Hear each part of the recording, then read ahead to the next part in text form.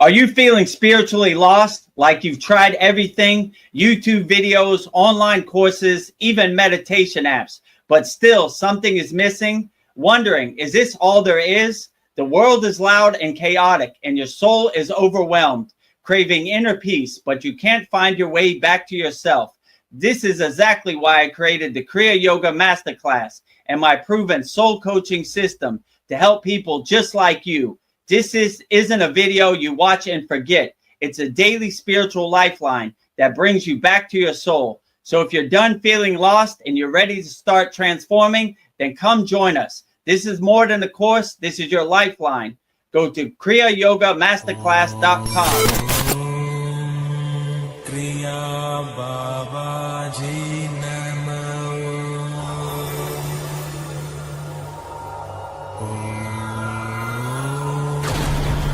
Kriya Babaji Namo.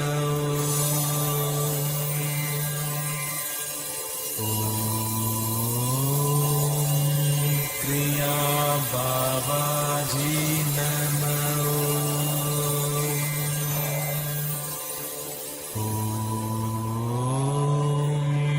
Kriya Babaji Namo.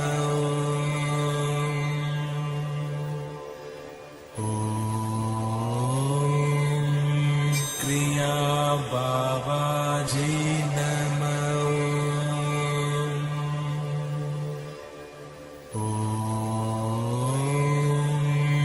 Kriya Babaji Namo.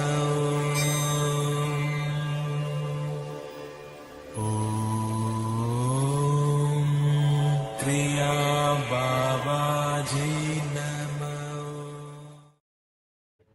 Welcome to our July 27th Vedagurudev Soul Talks live from a Thailand beach. As you can see behind me, it's a very rainy monsoon day in Southeast Asia and Thailand, but this is what Thailand is sometimes. So we will proceed as scheduled.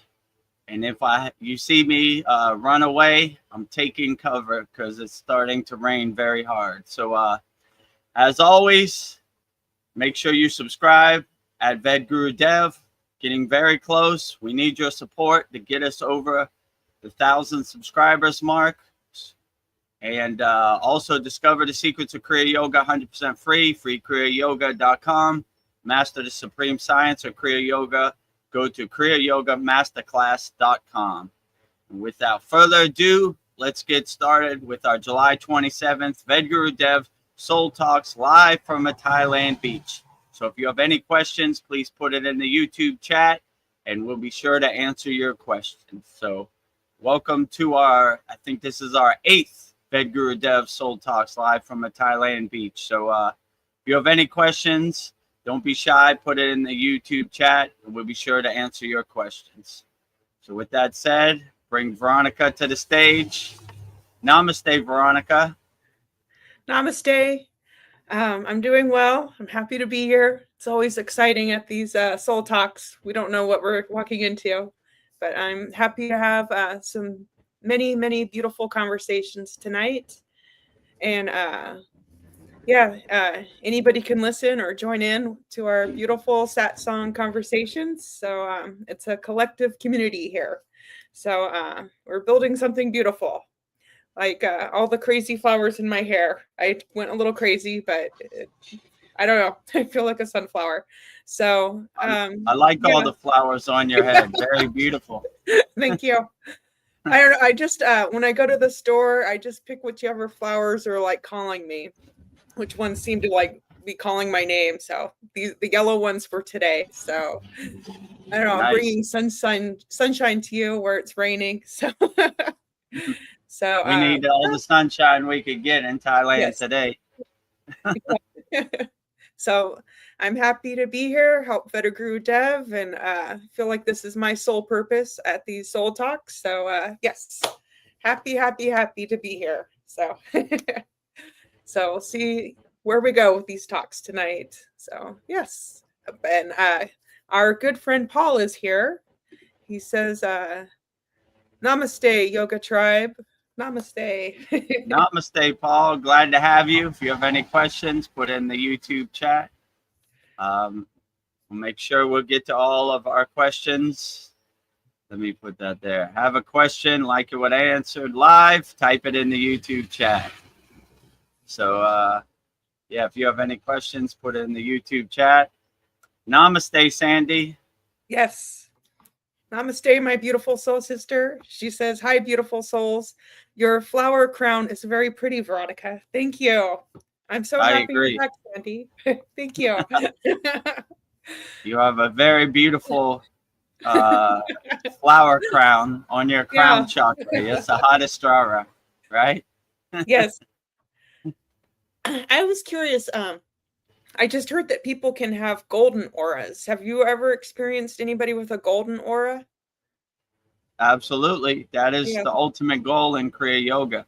These yogis always try to radiate the golden light body. So that is their ultimate goal. So they're constantly going to that state of radiating inner divinity or the golden light body, as they would call it.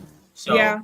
they definitely try to do that as much as possible. And that's how they visualize it too, like a white light or a very golden light. And even the Kundalini, they call it the golden serpent, you know? So it's like a golden serpent. So like pretty much everything they do, they try to use gold as much as possible Yeah. because it's the best conductor. But if you don't have money to make gold, they mostly use copper. So they use copper when they don't have the financial resources to Yeah. use gold. But everything they do, all the visualizations are always saying, visualize on the golden ball coming up your Sushumna Nadi, you know, the golden serpent, the Kundalini. You're lighting every cell of your body with inner divinity, the golden sun, you know, Yeah. shock. So everything they do is basically gold. That's in all the initiations, everything I've been, they always say, visualize a golden light, visualize a golden Okay. ball, visualize the golden serpent. So it's pretty much all gold. Like I can't think of when they say any other color. So they're always saying gold. So gold would be the best visualization. And they can attribute it to what's called Surya, which is sun energy, right? So it's like radiating that golden sun, you know, like light every cell of your body, you know, the golden serpent, the Kundalini, the golden ball, the inner alchemy. So everything is gold. And the chakra for the crown chakra is basically like a golden sun, you know? Yeah. So they're always everything gold, all day, every day in Kriya Yoga. So every visualization, the color is always gold. It's gold. That's interesting. I never thought about how to visualize the serpent. I never even thought about its color, but I think I'll visualize it as gold now. So I think I was just visualizing it, its colors changing as it moved up the chakra system. So I guess it would become gold when it gets to the crown, but I don't know. I guess there's no rules here. Like that golden Shakti in the Kundalini, piercing all 7 chakras, right? Yeah. Uncoiling up your spine, piercing all 7 chakras. Yeah, the golden serpent with its golden hood. When you see a lot of these statues, they always have like a snake hood over them or like a sun behind them. And that's to symbolize they're awakened, you know, they're self-realized, they're God-realized. So yeah, they're always trying, even when they make statues, like now that I think about it, most of my statues are like golden color. Yeah. So if they, you know, gold is expensive, so it costs a lot of money to make these heavy statues. They mostly use brass, but still has the color of gold, feel. You know. They always try to make any statue gold. So everything all gold, right? Symbolizing your golden serpent, the Kundalini awakening, you know, the golden sun behind you. When you see a lot of these pictures, they always have the golden sun behind them. Yeah. They're Like a disc awakened, you behind know? him. Yeah, Ooh. like, you know, a golden serpent hood, you know, over them. Their kundalini is awakened. Yeah, I read that was white and gold are the rarest, but probably not that rare when you're in the Himalayan mountains with many enlightened beings. So Yeah, they're all radiating gold, right? yeah, well, that's what I'll aim to be, as bright and golden as possible. So, Sandy, what does she have to say? She says, I wonder, who do you think first discovered the chakra system? Oh, that's a good question. Yeah, that is a good question. I mean, if you ask my guru, he would probably say Adi Yogi, which is Lord Shiva himself. So they don't know really where the chakra system came from. It's been a yogic system that people have developed through testing and trial and error over thousands of years. So you know, that's a very good question. I mean, maybe this is knowledge that came from Shiva, then he transmuted it to his 7 rishis, like Agastya. Agastya really started to develop it and test it, and other great siddhas like Patanjali and all these people, they started adding input. So I guess, I don't know. That's a good question. I would probably say the supreme science of this chakra systems and the Susimna Nadi probably came from some higher enlightened being. If you ask the yogis in the Himalayan mountains, they would say Adi Yogi, or they would say Lord Krishna, you know. So I'm not sure if Lord Krishna talks about the chakra system in the Bhagavad Gita, but it wouldn't surprise me. So it probably definitely came from a higher enlightened being and was passed down through lineage to lineage over thousands of years. So that's how we got it today. But this subtle science of the chakra systems definitely probably came from a very advanced, higher enlightened being, Lord Shiva, Lord Krishna, one of those higher frequency deities, you know. This is above my pay grade. This is beyond my comprehension. So anybody who said they, like a physical person, said they invented the chakra system is kind of questionable, because this seems like higher knowledge that's been passed down from lineage to lineage, right? You know, so I don't know. In my case, it resonates with me. It makes me feel good to say the bija mantras to the chakras. So I love the chakras. So thank you, whoever started the chakra system and this supreme science of the chakra systems, the 7 chakras.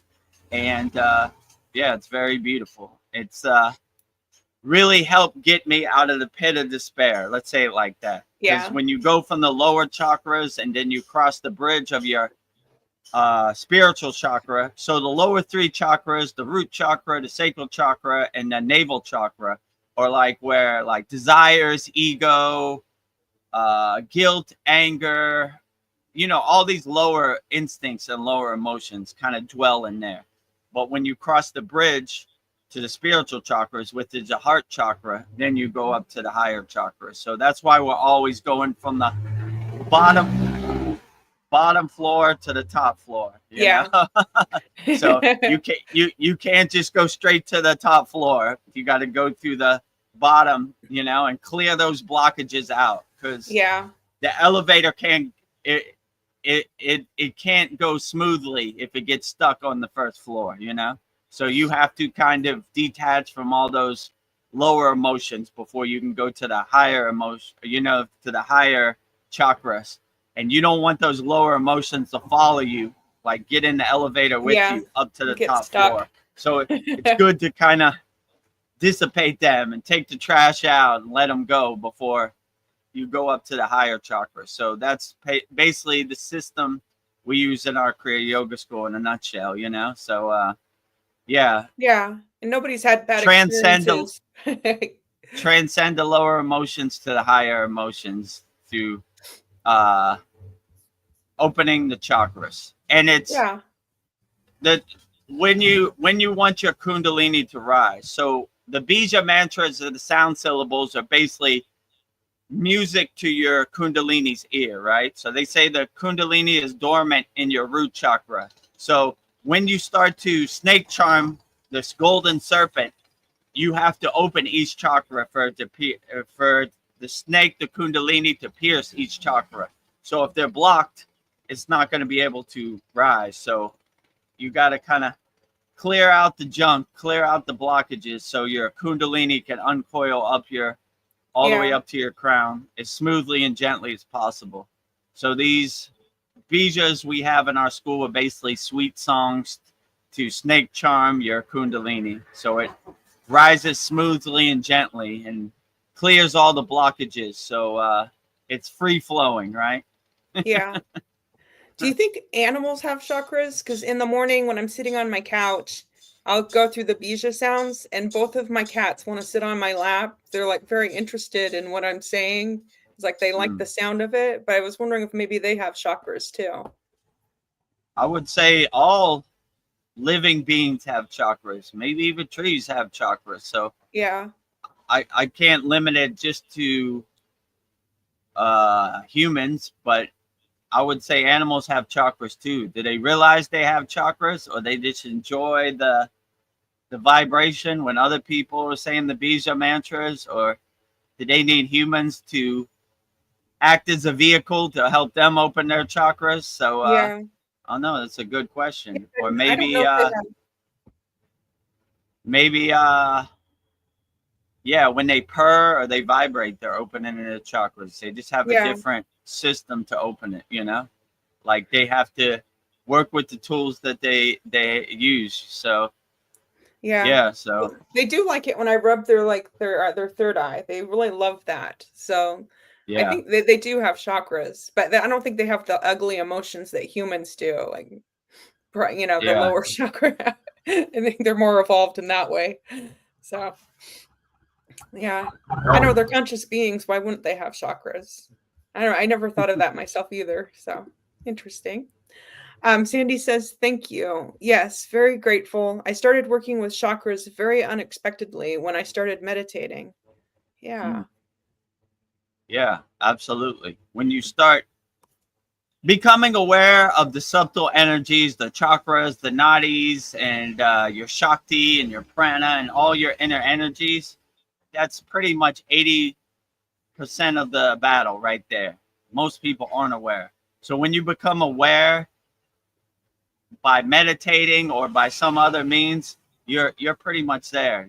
And once you open the chakras, it's like a breath of fresh air. It's like, oh yeah, where have you been all my life? So it's like, so yeah. So once you see the promised land of opening your chakras, then it's a beautiful thing. You try to cultivate it, enhance it on a daily basis or as much as possible.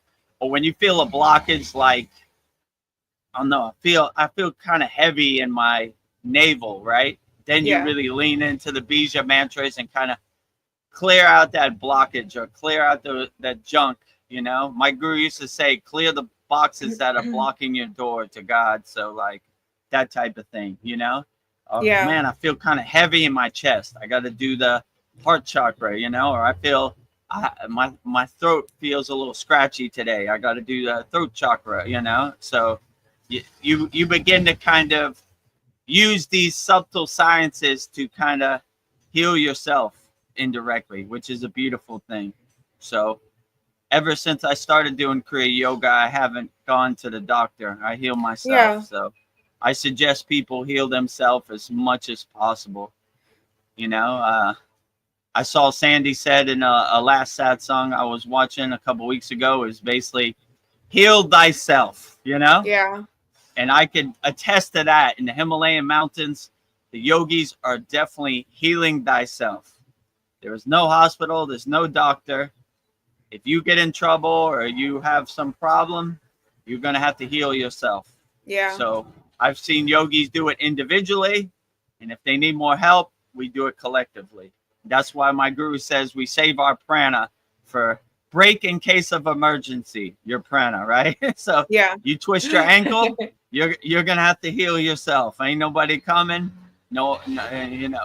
When I went up the Himalayan mountains, the Indian government made me sign a waiver.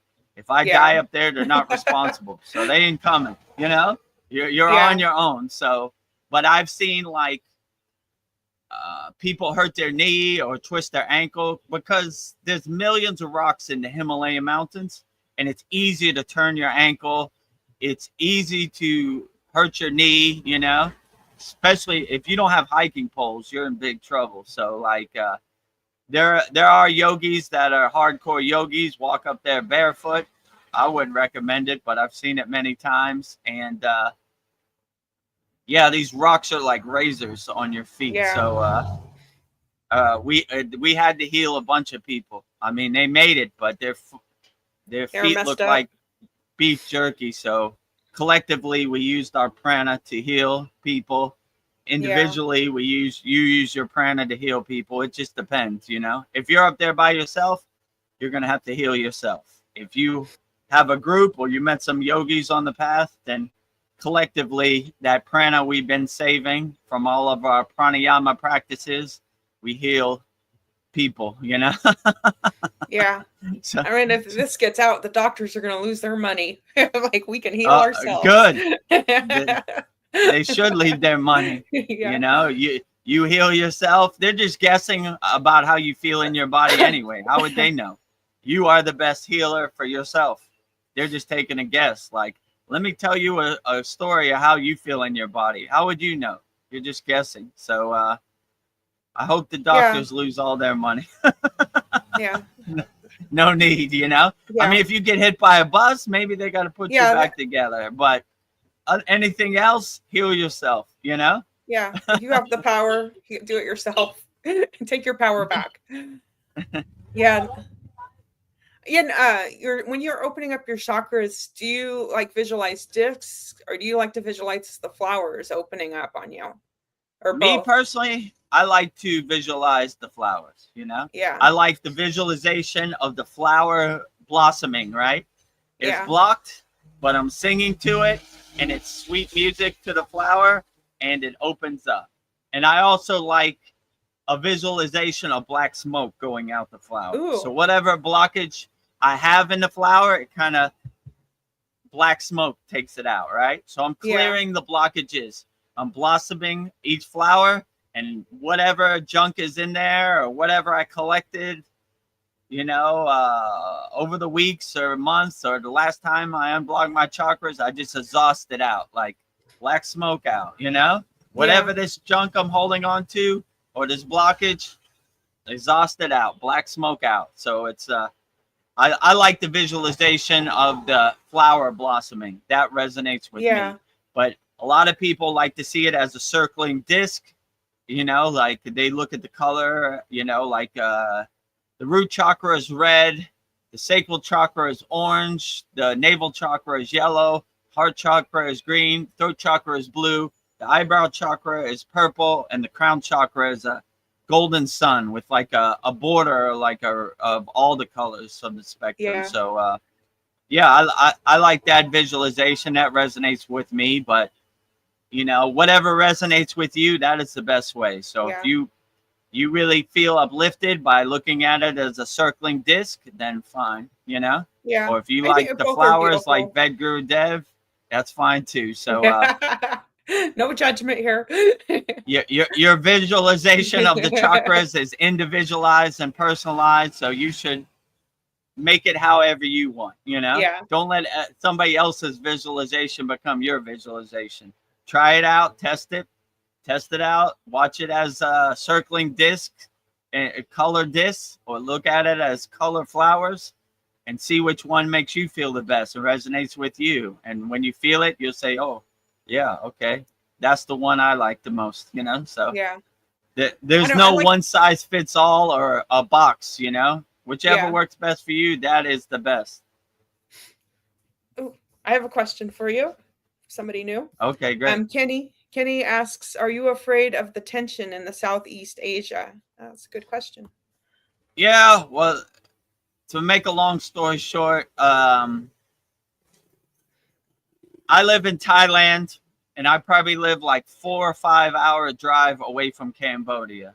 And on the border of Thailand and Cambodia, they're fighting right now. They have a disputed area. I guess there's a temple there that they say it's Thai, and the UN says it's Cambodian. So they've been fighting over this ongoing for a long time. So every once in a while it breaks out. Now they're shooting at each other, bombing each other. So it's not a nice thing. But I'm pretty far away from that. So like the main areas are like Bangkok and like, I mean, Phuket is like way far. That's like almost Malaysia. So that's like almost another country away. So yeah, I haven't, seen anything where I'm at, but these things happen in Southeast Asia, you know. To the west of Thailand is, what do you call it? Myanmar, Burma. So they have their own problems, you know. To the north is like Laos and Cambodia. They have their problems. And to the south is Malaysia. So it's been a hotbed for, for southeastern tension since the Vietnam War. So every once in a while, you know, something, you know, breaks out, and this is one of those cases. So am I afraid? Not really. It's another day at the office. These things happen, you know. What can you do, you know? I'm not in control of any. I try to do my own personal inner work, and whatever's happened in the crazy Maya delusional world, I try to let it pass.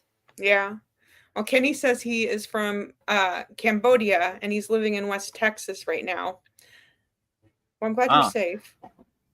Yeah, so Khmer. Yeah, so I like Cambodia, you know. I've been there many times. It's almost like a different version of Thailand, you know, like Thailand has Thai New Year. It's called Songkran. They have it in Cambodia. So I wish all the best for Cambodian people, Thai people. Can't we all just get along, right? It's almost like people in Florida hate people in Georgia. It's the same people, you know? Like, what's the difference? So I wish all the best for Cambodian people. You know, there are a lot of Cambodian people in Thailand, and can't we all just get along? You know, it's just some peace on earth, fake made up line in the sand. So yeah, so I don't know. Hopefully they could come to some kind of resolution, or I don't know, somebody can mediate it. I don't have nothing against Cambodian. You know, it's like tomato.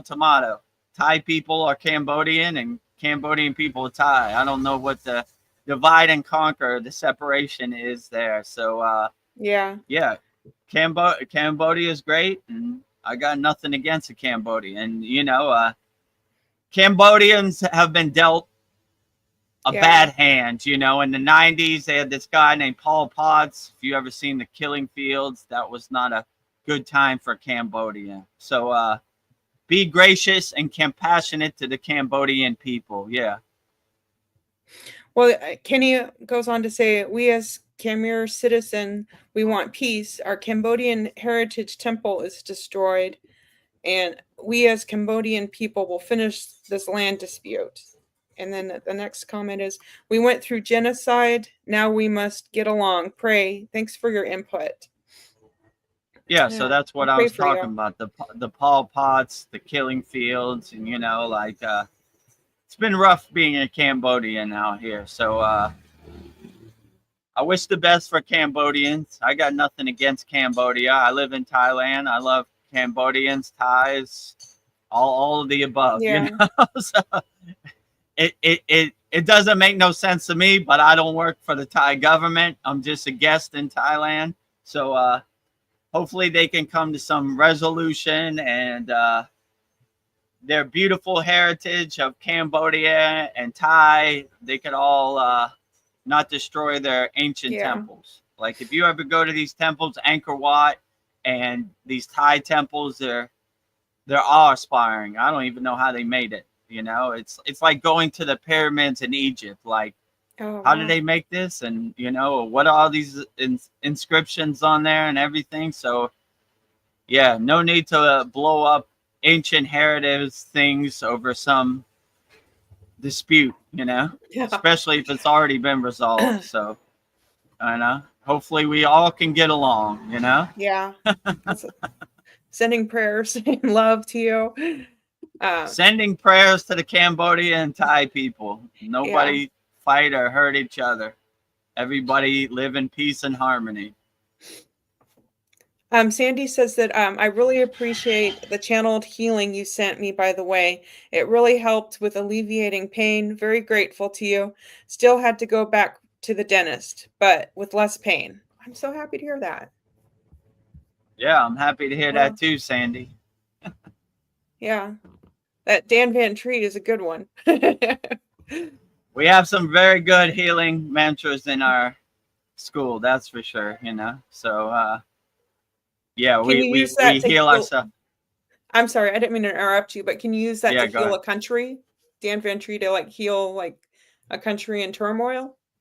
I mean, I would start with yourself, and Yeah. then once you master yourself, then radiate that out. Yeah. A country is more. There's more moving pieces, so that Yeah. would take a collective consciousness. I mean, if you get 1 million people to meditate, they could probably uplift the country, but might be a Yeah. little difficult, We especially like these lower emotions, war and death, and fighting. It's hard to help people see the light, right? So they're Yeah. stuck in those emotions. So Yes. that would take a lot of work, and that might exhaust. That might kill your inner battery.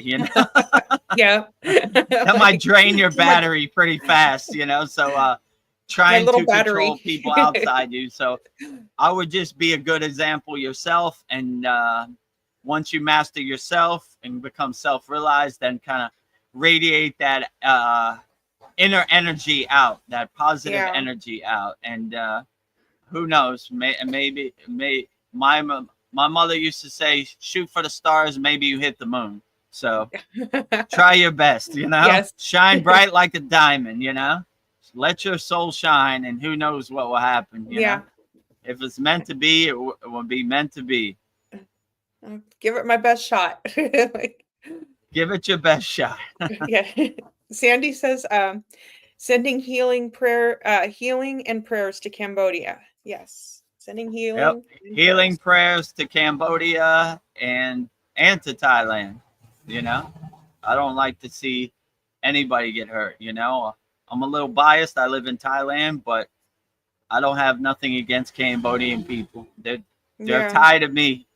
So like I said, it's like Florida people and Georgia people, same people to me. Southeast Asia, Southeast America, East Coast, same. What's the Yeah. difference? Different flag, different line in the sand, but same people. So when I went to Cambodia, I was impressed. I was like, this is Thailand. This is a different version of Thailand. They have a different flag, but are Thai people to me. And they Yeah. have the same Thai holidays, Songkran, where they throw water on each other. They have the same, like, what do you call it? Sanskrit, like Thai writing language. So I was like, same, Yeah. what's the Not that difference, different. different flags, same people, so Thai people and Cambodian people are the same to me. So peace and blessings to all my Khmer people out there. I know you've been through a lot. Hopefully we can overcome this. I think I saw on the news that Donald Trump is trying to intervene and get peace. So hopefully he could Yeah. he ran on the transparency that no more wars. So let's make it happen. Yeah. Let's get to the negotiation table, find some compromise, and stop fighting. Yes. Kenny, this sounds beautiful. Is it Kenny says John Lennon He said, "Imagine if there was peace on earth." I agree.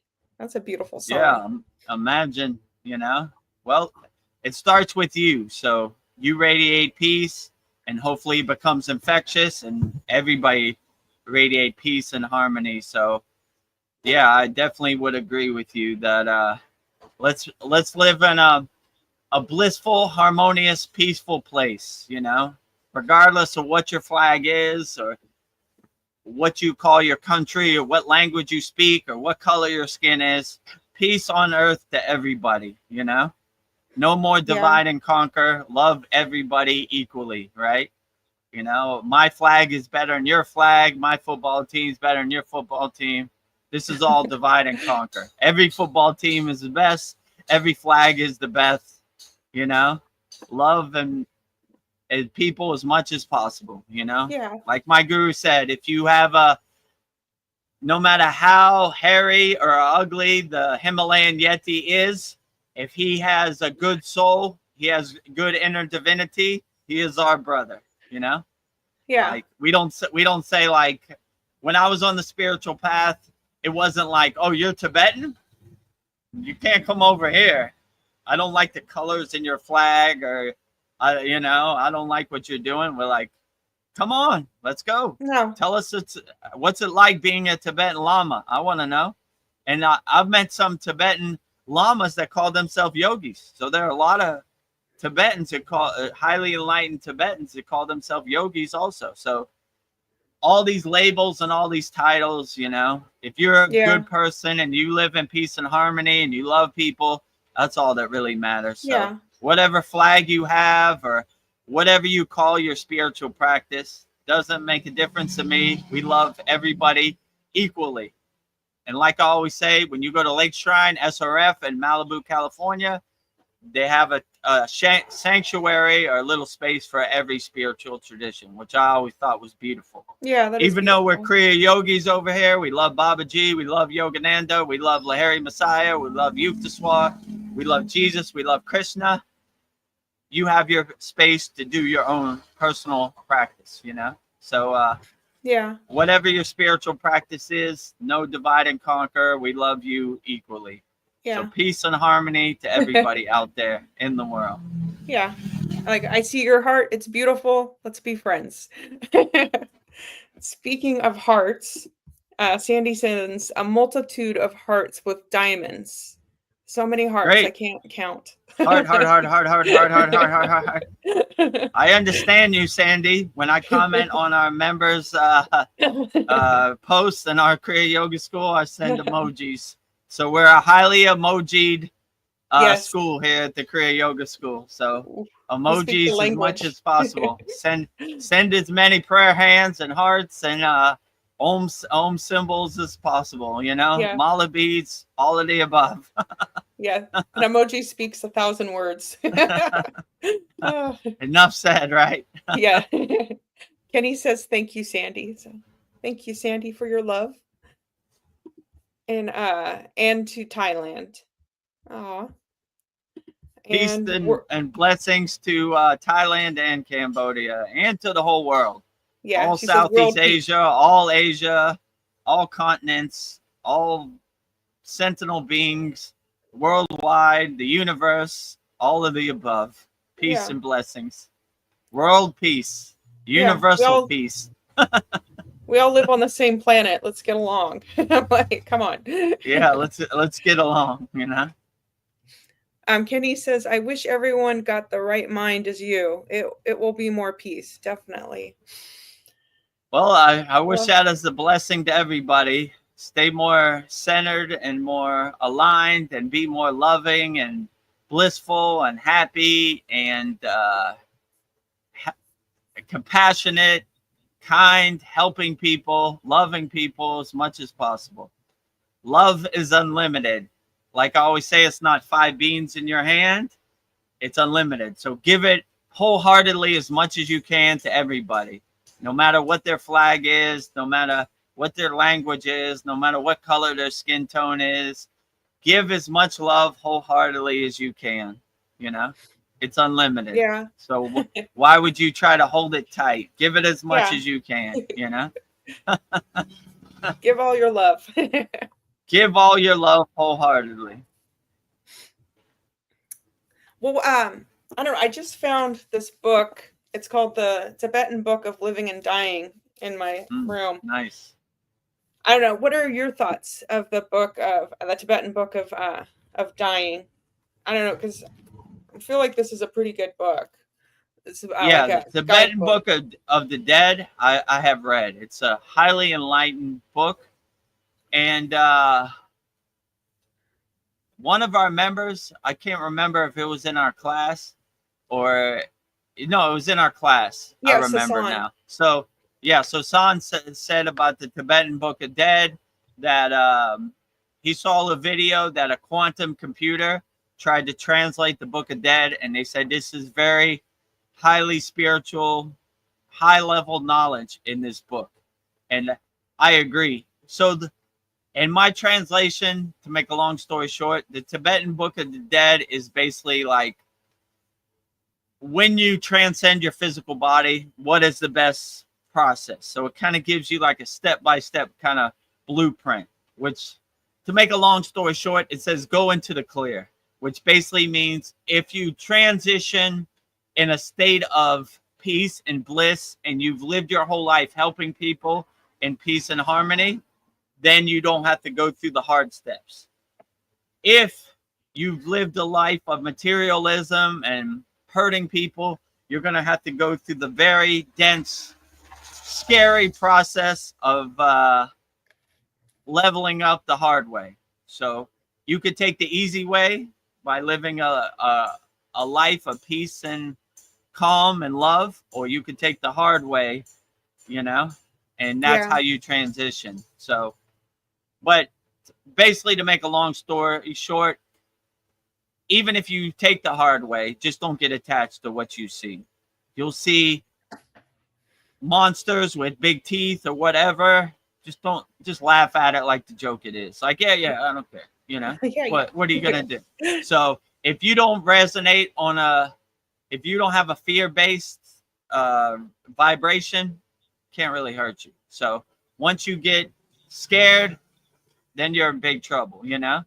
Like, it's going to be a war getting out of that war zone. So just laugh at life as a joke it is. So I like when Babaji says, death is a joke to me. I am the death of death, right? Like, I laugh at this. This is joke. This is kindergarten to me. I don't care, you know? Oh, look at you. Your big teeth and you're scary. What are you going to do? Eat me? I don't care, you know?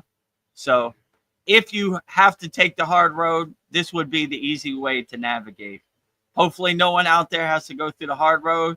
You just go into the clear. I forgot what they called it. I think it's called like Bargo or something. Yeah, I think so. Yeah, that sounds familiar.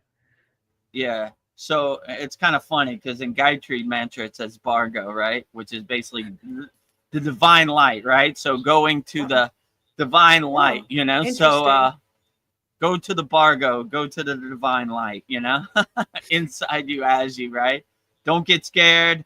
Don't be in a lower frequency. Don't attach to nothing. Just laugh at the comedy show like it is. Like, look at this. Oh, there's a big monster. Oh, look at you, King Kong. Oh, you're so scary. I'm not scared. Yeah, I'm not scared. I don't care nothing about this. It's all a joke to me. So if you have that perspective, you should transition pretty good.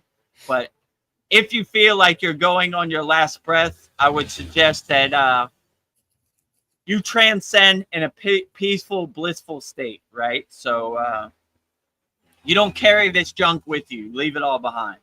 Yeah. And don't have any regrets. Like, I got to go back. Like, I did it as best as I could.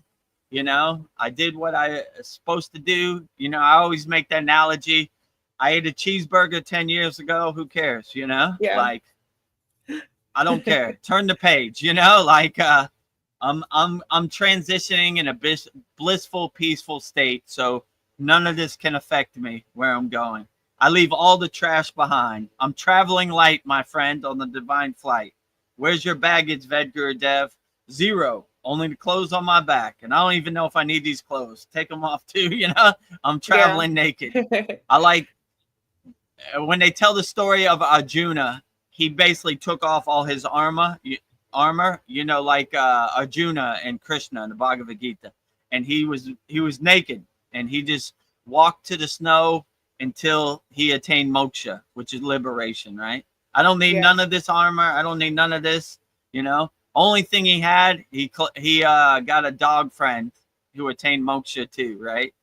He Yeah. says, I'll go on the divine flight, but I can't leave my dog behind. So Oh, my best friend. lucky day for the dog.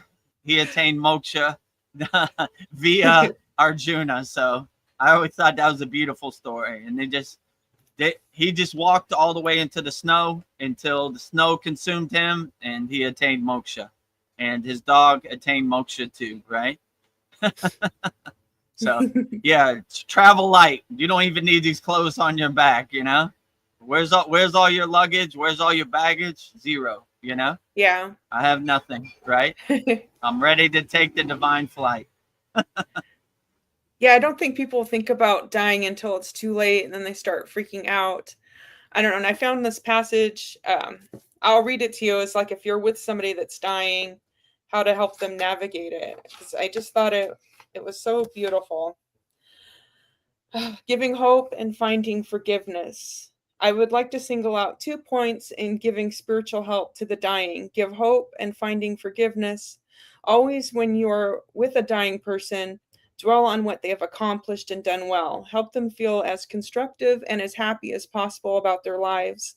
Concentrate on their virtues, not their feelings. People are dying frequently, feeling extremely vulnerable and guilty. They feel regret, depression. Allow the person to express these freely and listen to the person and acknowledge what he or she says. At the same time, where appropriate, be sure to remind the person of his or her Buddha nature and encourage the person to try to rest in the nature of the mind through the practice of meditation. Especially remind the person that the pain and suffering are not all that he or she is. Find the most skillful and sensitive way possible to inspire the person and give him or her hope. So rather than dwelling on his or her mistakes, the person can die in a more peaceful frame of mind. I just thought that was beautiful because people, they always think about what the regrets. And I don't think you should think about that when you die. Because I'm sure there's my intuition tells me that the state that you transition from your body, you always want to be in a blissful state. Yeah. Like I said, you don't want the trash to follow you into the transitional state. So no matter what you did in your life, my guru always used to say, the worst thing you could do is guilt. Guilt is like stabbing your soul with a knife. It's an attack on your soul. Never have any guilt. You did what you did. It happened the way it happened. Water under the bridge, clouds passing in the sky. Let it go, you know? Don't dwell upon it. Happen the way it should have happened. Let it go. You know, tomorrow's a new day. Be better. But don't hold on to this. Don't have any regrets. Focus on your inner divinity, like it said, exist in a state of meditation, a blissful, happy state, right? Like, congratulations, you won the golden lottery. You're taking the golden flight home, you know? Be happy. All these lower emotions no longer serve you. Let them go. Do not transition with any of that, you know? And if you see a person who's about to transition, make them aware of this too. Like, none of this matters. None of it. Let it all go. Yeah. You don't need it where you're going. Travel light, my friend. You know, you don't need a bunch of rocks in your suitcase. You don't even need a suitcase. So let it go. Transition in a highly blissful, enlightened state. So yeah, that's what I would definitely say. This is good wisdom. Yeah. Yeah. And I like what the author said about focusing on the positive. Because there's always things that you did that were great. Focus on those. But don't focus on the negative. Don't focus on negative at all, like zero. Only positive, only uplifting things, only blissful thoughts. That's it, right? And you'll have a blissful journey, you know? Congratulations. You got the golden ticket. You won the lottery. You're taking the divine flight home. In yoga, a lot of these songs are about that, like taking the golden flight. Like many yogis, the highest state you could get to is Mahasamadhi. which is the great samadhi, which is leaving your physical body. So there have been many examples of this, Yogananda and many enlightened yogis, and they welcome it. They can't wait for their day. Even like a lot of the songs we think are about overcoming death, like Trayambai Yaja Mahe. It basically means the fruit is detaching from the branch of the tree, right? The tree is your body, the fruit is your soul. So it's basically, let my fruit be free, you know? Yeah. I don't want to be attached to this flesh cage, this tree no more, right? My fruit has now detached from the physical meat suit, the body, right?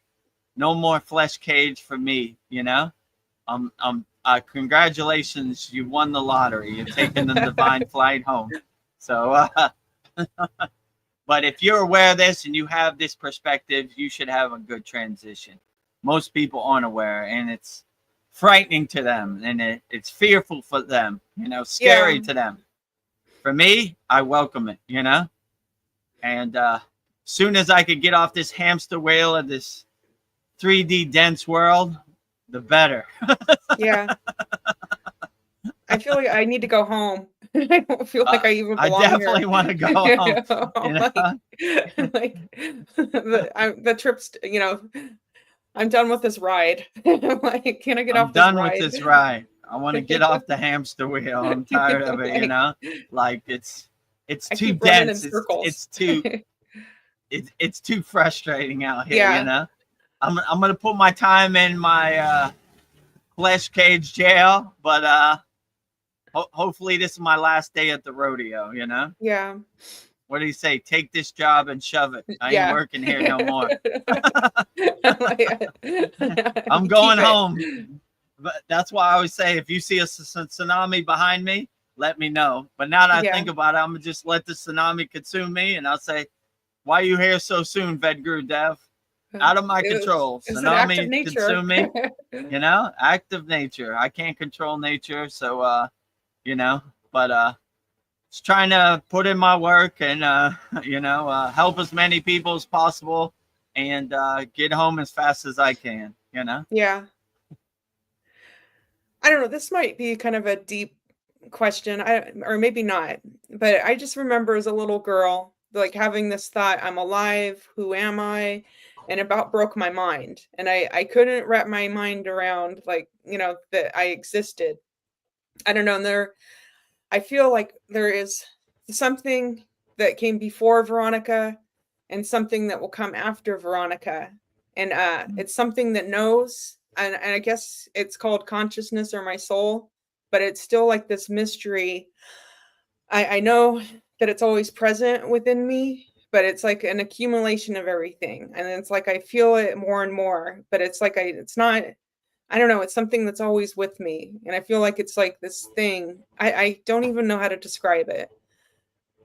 Yeah. I know people say it's your soul, but it's just like I just feel like it's always with me. So yeah, I agree. Like when you see newborn babies, they kind of looking around like, how did I get here? What's going on? How did I end up here? Like, what is this place? I can't make sense of none of this here. So yeah, me too. Like when I look back at my life, I say, yeah, how did I get here? How did I get on this path? What does this all mean? And, you know, but now I kind of just surrender to the path and let it take me where it takes me. I don't know how it works or why it works or what is the meaning of it. I just say, all right. The fact that I'm even alive. Like, I'm a Kriya yogi. I'm a Kriya yogi. I'm gonna go as far down this path as I can and see where it takes me. I surrender to the path. You know, Babaji's driving my car. I'm just watching him drive me around. You know, so I'm just delivering Babaji's mail. I'm not trying to make sense of it. I'm just trying to see where it takes me, and that's what it will be. You know. Yeah. let it be. Let it be. Okay. Why do I want to understand everything? Oh. Yeah, so I can't take credit for any of this. You know, even the things I say that come out my mouth, I'm just like, Yeah. I don't even know where that came from. You know, I say a lot of stuff on these sad songs or these soul talks. I was like, I don't take no credit for any of this. You know, I'll give all the glory to Babaji. He does the best job. God, the source, whatever God you or deity you pray to, they're doing the best job. They're doing all the heavy lifting. I'm just delivering some messages via the mail. Yeah. What is I wanted to talk about? Oh, I was Ruksha beads. I don't know. I've been looking into Ruksha beads, Yeah. and I don't know. And they have a lot of different qualities. Mm. I don't know that. I don't know. First, they say to activate them, you need to sprinkle Ganga water on them. Have you ever heard that? That Yeah, they do Ganga say water, that. I have definitely soaked my mala beads and the Ganges the waters. Ganges River, right? Yeah, Yeah, for sure. You know, and in my house I have a bottle of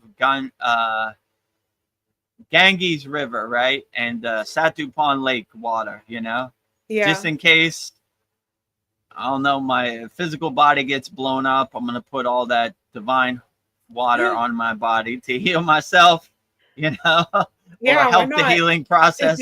So I have some in reserve, like break in case of emergency. So yeah, have I swum in the Ganges River and have I put Ganges water on my mala beads? Absolutely, every chance I Nice. could get. So you know, but yeah, it's not necessary. If you live by But the Ganges River in yeah, India, by all means, every day, soak them in there. Go in there with your mala beads. You know, every time I swam in any body of water in India, I wore all my mala beads. It's necessary. You don't take them off. You let yeah. them soak in the divine water. So yeah, you know, yeah. Yeah, Anytime you see a picture of me in the water, you see I'm wearing all my mala beads. I bring my Babaji statue into the river and soak it and put the water over my head. Everything I can. Go underwater. So yeah. So as yeah, they're much as very possible, I powerful. would say. Yeah, If you're not by any body of water, it doesn't have to be the Ganges River. I wouldn't spend thousands of dollars flying to India just so you could soak your mala beads in the Ganges River. It's yeah, helpful, but if you live by the ocean, Pacific Ocean, or you live by a lake or a river, yeah, put your mala beads in there and let them soak up the prana. yeah, Absolutely, why not? So yeah, if you really become aware and you're open to the resources you have around you, those are perfectly fine. You know, would I get on an airplane and spend thousands of dollars, oh. hotel, and all that, and to Yeah. soak my beads in the Ganges River? No. If I'm at the Ganges River and it's there, Yeah. absolutely. You know, so you know, any body of water or any sunshine would be perfectly fine for your mala beads. You know, Yeah. if you have the opportunity, you know, Yeah, if you fine, have the but money, don't go time. out of your way. Yeah, and I guess they were supposed to like change your karma just by touching them. I don't know. It's supposed to it helps handle like stress and calms your body, the Ruksha beads. True, And but how can I say this? If you're living a life of harm and negativity, kind of it's not going to help you. You know, just by putting on some mala beads, it's a 24-hour a day ritual. Let's say it like that, right? Like people in America only go to church on Sunday, and if you're like my father, he watches the football game in church. Like I don't even care about this, you know. So I yeah. don't even know why I'm here. So if you're a Sunday yogi, it's probably not going to help you. If you spend one day praising God, but the rest of the days you do bad, it's not going to be effective. Yeah. If 24 hours a day you resonate positive energy with your Ruksha beads and your mala beads, then it's going to be helpful. It's going to it's going to hold that energy. It's going to carry that energy. In the yogic tradition, they say, don't let anybody wear your raksha beads, or don't let anybody use your meditation cushion, or don't let anybody use your yoga mat, because it carries your energy, right? Yeah. And you don't want other people's energy to become your energy, especially if they're on a lower frequency. So, but I would test it out yourself, you know. These are good stories, but if they're not effective for you, then I wouldn't do it, you know. So I would just say, whatever you have at your disposal, whatever resources you have, then I would use those. So if you live by a body of water, I mean, everybody has sun. Hopefully, wherever you're at, just let them soak up the divine, universal energy, you know. Put them in the water, you know, put them in the sun as much as possible. And also your own temple, your physical body, you know. Enjoy the sun. Expose your body to the healing rays of the sun. Expose your body to the healing bodies of water wherever you're at, and enjoy life and nature as much as possible. Nature is probably the best healer of all, right? Yeah. So. Definitely. And I guess the more you wear, the more blessings you get. So I guess that's why you see the gories with like 500 of them, it looks like, in their head. So like, I'm going to get as many blessings as possible from these workshops. Yeah, they have a lot, you know. I look like Kriya Yoga Mr. T over here with a bunch of Raksha beads in accordance to our lineage. So I don't have as many as the gories. I mean, maybe I did if I put on all my Raksha beads, because I have them on my pictures, like certain Raksha beads are made with on my statues. So if I put them all on, maybe I would be a gori. I need to put some vibhuti on my body, the holy ass they smear all over their body. So maybe one day I'll be on the Agori path. I think that's a beautiful path, and I resonate with it very much. So you'll have a golden one day aura. I'll come back home. I'll have a golden aura. Yeah, and they're supposed to cleanse your aura. What else did I read? It brings wealth and abundance, improves your physical health. I don't know. Can you think of any other things that Raksha beads do for you? Or yeah, pretty much they just carry your energy. So if you're radiating negative energy, they're going to amplify that energy. So always be in a positive state of love, compassion, kindness out here, and be the best person you can be. And because if you're stuck in a lower frequency, it's going to radiate that lower frequency. So it's not going to help you. If you're a bad person, it's not going to make you a better person. It's probably going to hold that energy in. You know, it's going to enhance that lower frequency. So just be the best person you could be, and you know, you can never go wrong with that. Loving as many people as possible, helping as many people as possible, being kind to as many people as possible, being compassionate to as many people as possible, and you will always be on the right track. So Raksha beads isn't going to help you be a better person. That's the inner work that you need to do. So if you're doing the inner work, it's going to radiate that. If you're hurting people, it's going to radiate that. So you know, you don't need to magnify lower instincts and lower emotions. So be the best person you could be, and if you want to amplify that, get some Raksha beads. If you're a bad person, Raksha beads aren't going to help you. No, I was looking at how they make them. It's a pretty involved process. I don't know. They got to get it out of this blue fruit. So I see why they call it Shiva's Tears. It's a beautiful little blue ball. But then they got to soak it in like warm water overnight. And then like they brush it to get all the residue and dirt out of it. And then dry it. And then like take the needle through it.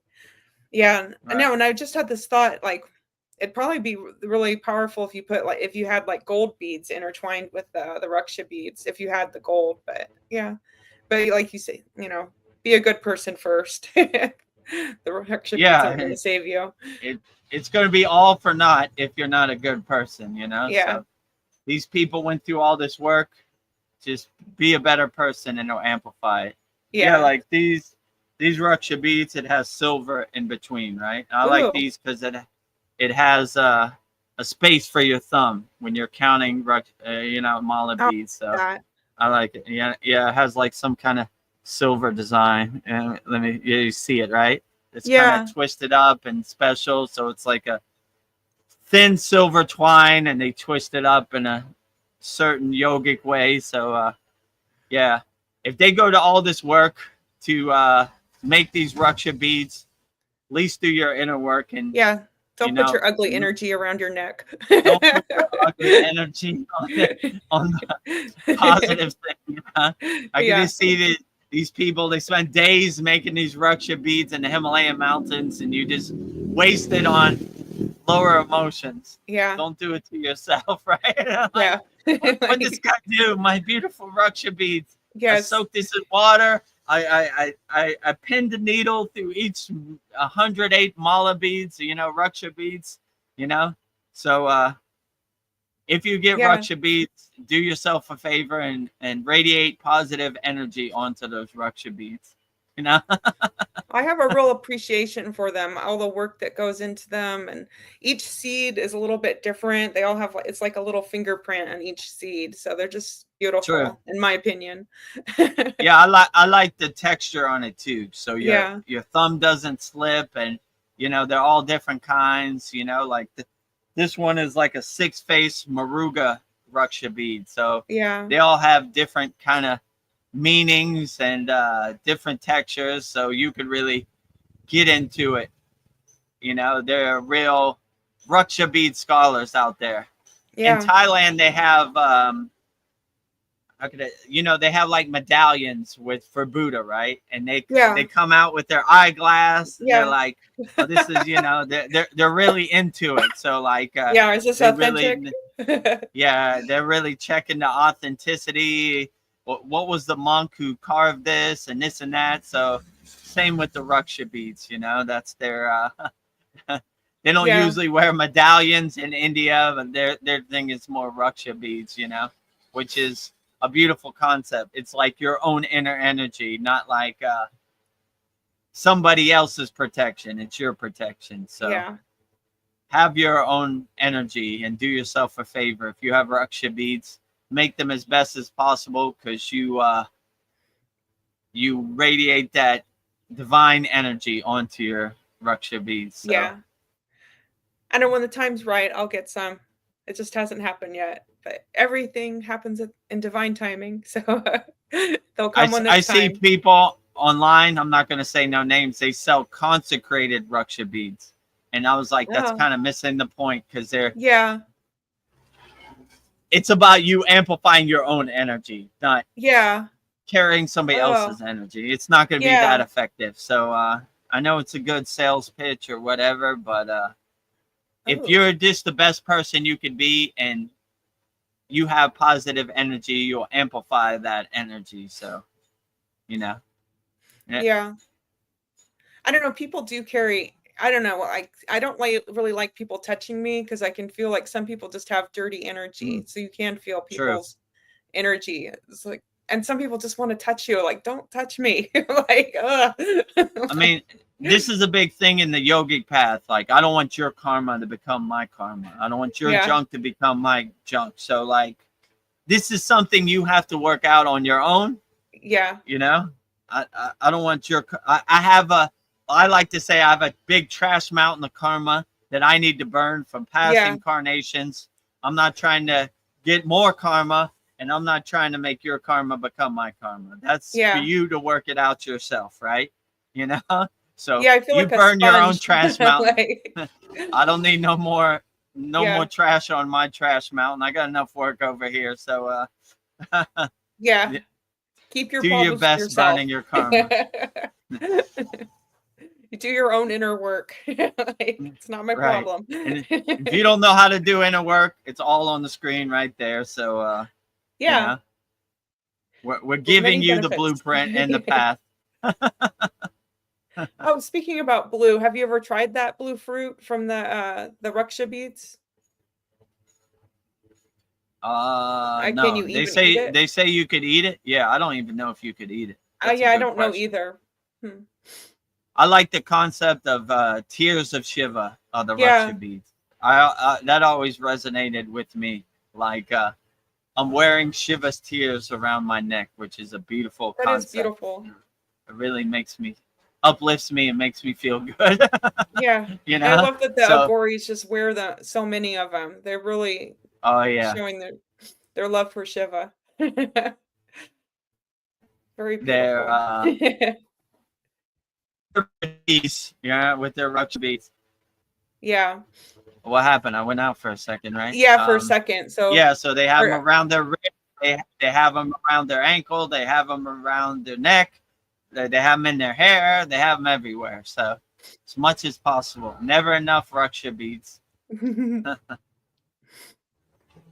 what do you think about the idea that of like a spiritual inheritance coming to you when you're ready? Like the more things you let go, it feels like more wonderful things are coming to you. Like maybe when you're ready, you inherit all these, I don't know, that you're making room for these spiritual gifts. I don't know, when you're ready to receive them. I don't know. I just feel like gifts are coming to me. So I don't know if there's such a thing as receiving a spiritual inheritance. Yeah, I would say that. I mean, they say on the yogic path, you pick up where you left off. So that's why it's always encouraged to go as far as you can down the yogic path before you transcend your physical body. So you're basically inheriting all the knowledge and the wisdom and the yana that you got in the past incarnation. I mean, me personally, I find it highly unlikely and impossible how Yeah. I would know any of this stuff. So I'm basically inheriting my knowledge from the past incarnation and picking up where I left off. So I take no credit for this. I mean, a lot of yogis in the Himalayan mountains are like, "How you know that?" And I was like, "I don't know how." And it just came to me, and they were like, "I don't know who you were in a past incarnation, but you wouldn't have this knowledge unless you been through this or experienced this before in a different incarnation." So I was like, "All right, well, I guess I'm just gonna go as far as I can on this path, and hopefully this is my last day at the radio or rodeo, and I could just pick up where I left off, or don't come back at all. Just get Yeah. off the hamster wheel and say, hey, that's enough. I'm good. I'll see you. I'll be around the campfire, the yagna with Babaji and all the other ascended masters, singing songs and hopefully I gave all of our students and all the people who watch these live streams enough knowledge to carry them and they could help people and on and on and on, Yeah. carry the torch, over and over and over, so yeah, I would definitely say in my case, or I can't speak for other people, but I'm definitely inheriting all this knowledge. I have no clue where it came from, and I take no credit for any of this. So I definitely take no credit for what comes out of my mouth on these satsangs and our classes or wherever, just comes from the ether, the Akashic records, wherever, whatever you want to call it. I don't even know, Yeah. So I inherited this from somewhere, or somebody sending me a stream of consciousness. So I take no credit for any of it. Yeah, I like what you said, like, who were you? People are like, who were you in the past life? Like, there's just some things you just know without knowing. You just know. Like, I don't know how I know, I just know. So it's Yeah, interesting. and they have techniques in Kriya yoga where you could kind of get a glimpse of who you used to be. I used to try that, but then I just came to a conclusion, like, what difference does it make? I'm living in the present moment. The Yeah. future is imagination. The past is just memory. I'm going to try to be the best person I could be in the present moment. And whoever I was, water under the bridge now. I'm going forward. I'm not going backwards. So Yeah. the person who I was in the past incarnation, I'm going to try to make proud of how much progress I made going forward, Yeah. So if that person in the previous incarnation or the previous dimension look back at me and say, well, proud of this guy, he took the gifts we gave him and he went for it, you know. So, you know, he's made a lot of progress, you know, along the path. So that's the way I look at it. So I'm going to try to do the best I can in the present moment and go take as many steps forwards as I can. No steps back if possible. The past is the past. Water under the bridge, clouds passing in the sky. Let it pass. Whoever I was, whatever, you know, be the best person I could be in the present moment. Well, Sandy says, it makes sense to me, Veronica. Same thing happened to me. Gifts opened up in a huge way when I started on the spiritual path, including mediumship. Wasn't a part of my story before 2019. Oh, just before 2020. And then she goes on to say, just one more thing. Also, my psychic senses expanded and channeling became a norm. Who knew? Yeah, that's crazy. Now I would definitely agree with you. I don't know where any of this came. Like, I used to be a terrible singer. Now I just sing wholeheartedly all these bhajans and kirtans and mantras. I don't even know where that came from. Yeah. You know, it was like a switch flipped one day, and I was like, let's sing some songs. And I'm I love it. Even my guru was like, where'd this guy come from? Who are you? You know, where'd you come from? I don't know. One day the switch just flipped on me, and I became this yogic bhajan singer, you know, this mantra japa guy, you know. Before, I don't know, at a certain time when it was like mantra japa time, I didn't want to sing. Like, I wanted to be the guy in the background. Like, oh, you go ahead. You sing better than me. One day that switch just flipped, and here I am in the forefront. Who wants to sing? Me, you know. I'm first, you know, in the Himalayan mountains, I'm the guy leading, singing the bhajans and singing the songs. How that happened, I have no clue. So, yeah. When you kind of align yourself with like the pillar of light and center yourself, the possibilities are unlimited. So you can start getting divine messages, which is called darshans, by channeling, mediumship. Who knows where all this comes from? Just most of the practices we do in Kriya Yoga are to clear the blockages and align ourselves. Once you do that, you'd be surprised of your unlimited inner potential. You know, you start channeling, darshans, you know, mediumship, manifestation. Who knows? The possibilities are unlimited when you align yourself with your inner divinity and clear all the blockages. Yeah, I like doing the mantras too and the singing. I was thinking maybe like our words, our energy, maybe like the words are so powerful and positive. We're casting a spell with our words. But if I'm saying something as beautiful as a Gayatri mantra, like my voice is amplifying it. No wonder I feel so good saying those words. Even if I have a terrible singing voice, it just lights me up. I feel so good saying these mantras, because I am casting a beautiful spell with the words I'm saying.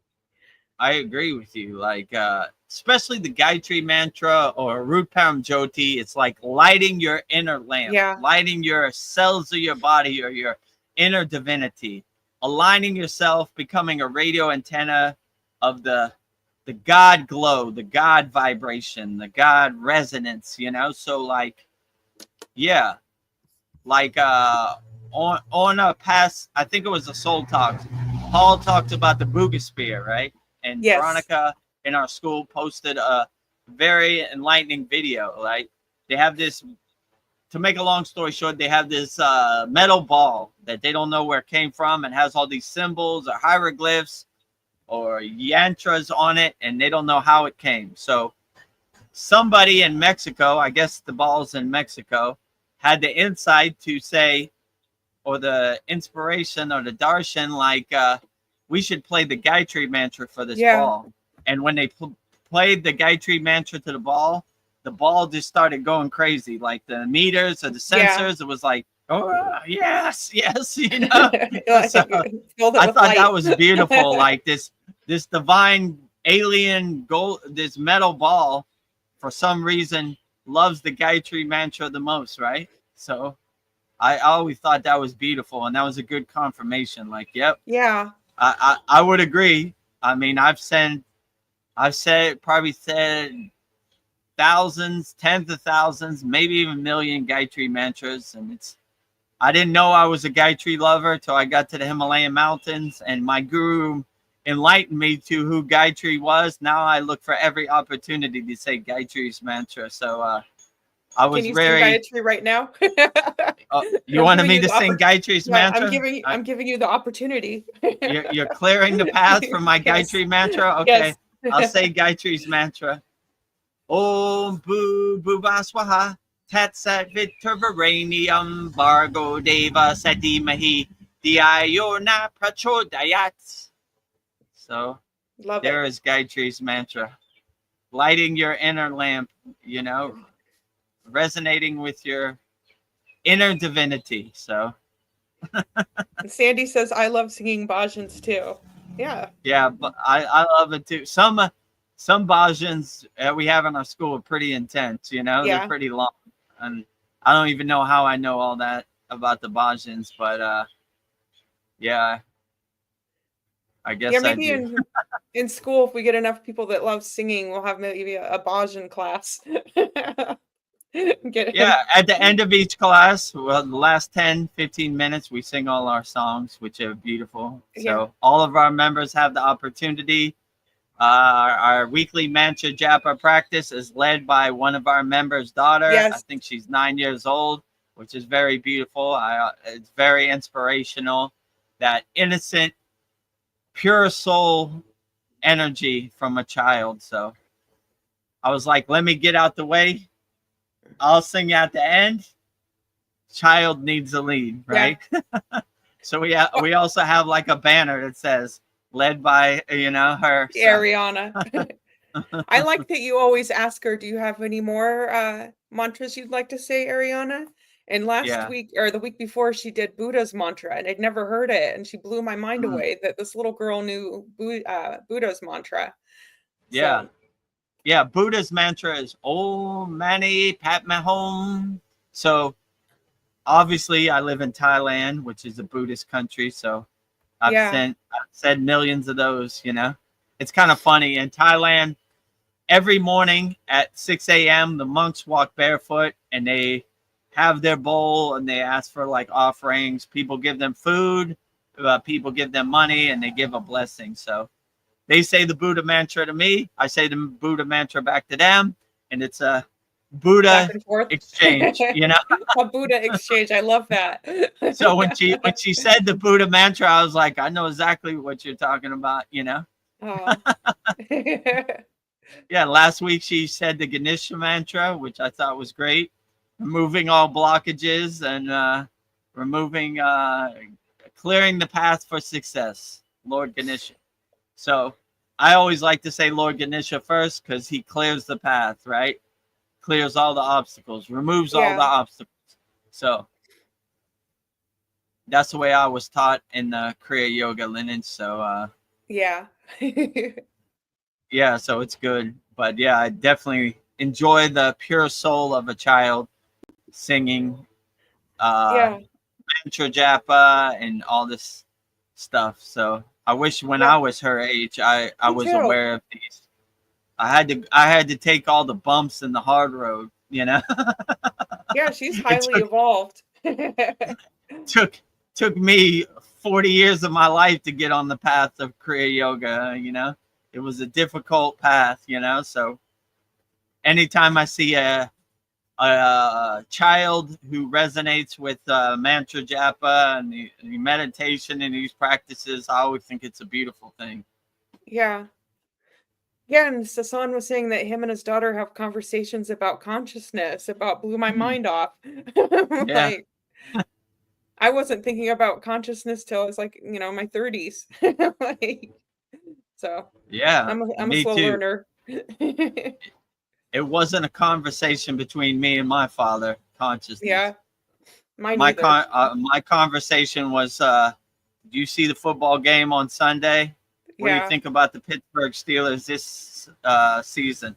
That was our conversation. Yeah, that It was your definitely bonding. wasn't about it definitely wasn't about meditation or consciousness or any highly evolved Yeah, topics.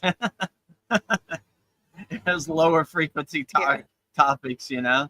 What do you think about the president? What do you think about our football team this season? This type of stuff. yeah. Blue collar topics. Well, if I have to be reincarnate, I wanted to do a yogic family and then raise a yogic family. Yeah, if I have to, but trying to get Oh, out of me here. too. They say in Kriya Yoga that it's a true blessing to be born into a yogic family. And they say there's a Yeah, long line of people waiting to be born into a yogic family. So hopefully you get your wish. Hopefully I get my wish if I come back. yeah. I'm really hoping to get off this hamster Me wheel, but if too. I do have to come Like, back, just make it make it more more pleasant. enjoyable. You're Yes. right. Make the environment, the conditions less tense and more blissful and more conducive to my kriya yogic practice, right? Yes.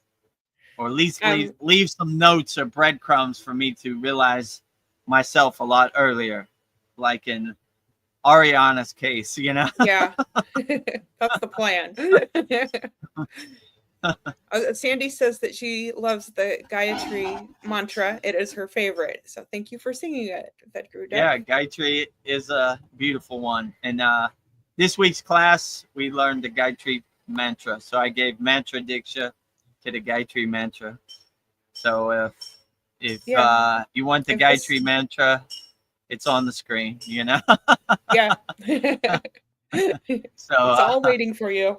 or if you want me to coach you, or what's good about our school is it's more tailored for Western people, right? So the way the Gayatri mantra looks in Sanskrit isn't the way it's pronounced in American English or Canadian English. So I kind of write it out in American English. That's the way I learned it too, right? You know, like bar, go, you know, like Yeah. each sound syllable. So it's easier for you to learn. So I've taken all the bumps so you don't have to, right? I try to make it as seamless and easy for our Kriya Yoga School members as possible, right? Because I had to learn the hard way in the Himalayan mountains. My guru would say it once, then he wouldn't say it again. So I had to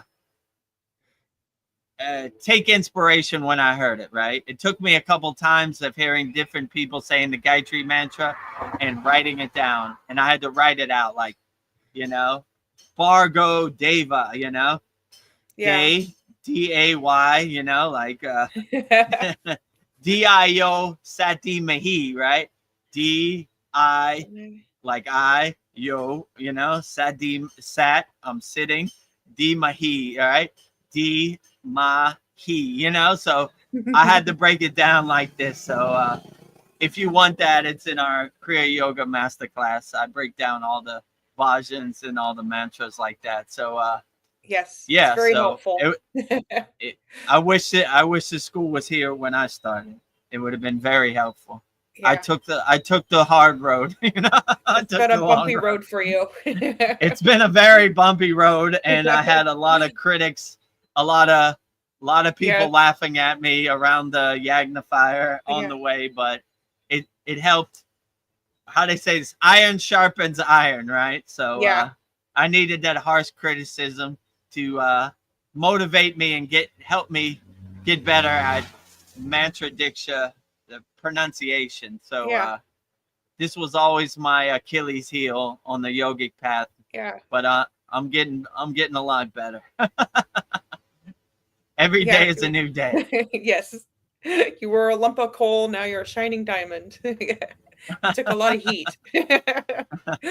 I took a lot of heat from the Yagna fire and from other Yeah. enlightened yogis in Yes. the Himalayan mountains. But that was good heat, you know. It helped warm me Yeah. up on those cold winter, brutal Himalayan days. Yes. Well, I was also thinking like making deposits into our spiritual bank account. I don't know, instead of money, it's the things I'm putting out into the world. For example, I volunteer my time here at the Kriya Yoga School. I think that's putting a lot into my spiritual bank account. And then I don't know, the work I do is service work. So I'm doing like karma yoga every day because I'm helping people, I'm serving people every day. I think I'm really I'm really fortunate in that respect. I don't know, just like I don't know, the vibrations that we're putting out into the world, we're adding to our spiritual bank account. And then if you're, doing your Kriya yoga or whatever spiritual practice, that's putting money into your, not money, but, adding to your spiritual bank account. I don't know, everything we do, like the things we consume, the people we talk to, the things we watch. I don't know. I just like really am aware of like the things I'm like consuming and putting into me and putting out into the world. I feel like that's adding to this spiritual bank account. So yeah, I was thinking maybe, I will get my yogic family if I keep adding more to this spiritual bank account. But yeah, I don't know. I'm just looking at money in different ways now. Like money is, there's things worth more than money. Yeah. My guru always used to say, we might not have a lot of rupees, which are Indian money, but in the bank of Babaji, we are spiritual millionaires, and that's all that matters.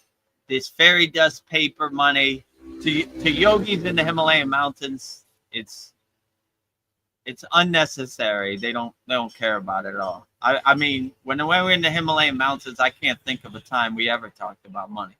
It's a non-issue. They don't care about it at all. Sun comes up, they wake up. Sun goes down, they go to sleep. That's electricity. What do they eat? They drink water out of the waterfall in the Himalayan mountains. People donate some rice or roti or whatever, and that's how they live. So money is a non-issue for them. They don't care about it at all, which sounds crazy to people in the Western world, but they are unattached to it. One of the most beautiful stories I like is Ramayana Maharishi. When he got to the place of his ashram, he took all of his rupees out of his pocket, threw it in the ocean, or threw it in the lake or the river, and says, I never want to touch this dirty money again. I don't like it. He got his wish. Whatever he needed was provided for, so he didn't care about money. He didn't think about it, So, yeah, I agree with you. I aim to never think about money, but it's hard in this physical world because you can't go to an electric company or the internet provider or whatever you have and say, I'm on the spiritual path, free internet for life. Doesn't work that way. So every time I turn around, there's a new bill. I'm like a new surprise bill or expense. It don't stop. It's ongoing forever, right? Bills never stop, right? And there's always some person trying to trick you into a new bill. So to keep you in that loophole, that rabbit hole, that financial prison, like, so I don't know, try to be like a yogi and be as minimalist as possible, only the essentials, right? And if you really want to go hardcore, turn off your electric bill and just wake up when the sun comes up and go to sleep when the sun goes down, old school, right? No electricity, right? Easier said than done because your whole life you've been attached to this. So it takes some decompression and some transitioning to not have electricity no more in your world, or internet or water or we've whatever. Gotten so used to these luxuries. So if you want to go old school, hardcore, go up the Himalayan mountains, sleep in your cave when the sun goes down. What's good about the Himalayan mountains? There's no light pollution. So the light show of the stars, oh my God, it's the best thing I've ever seen in my life, right?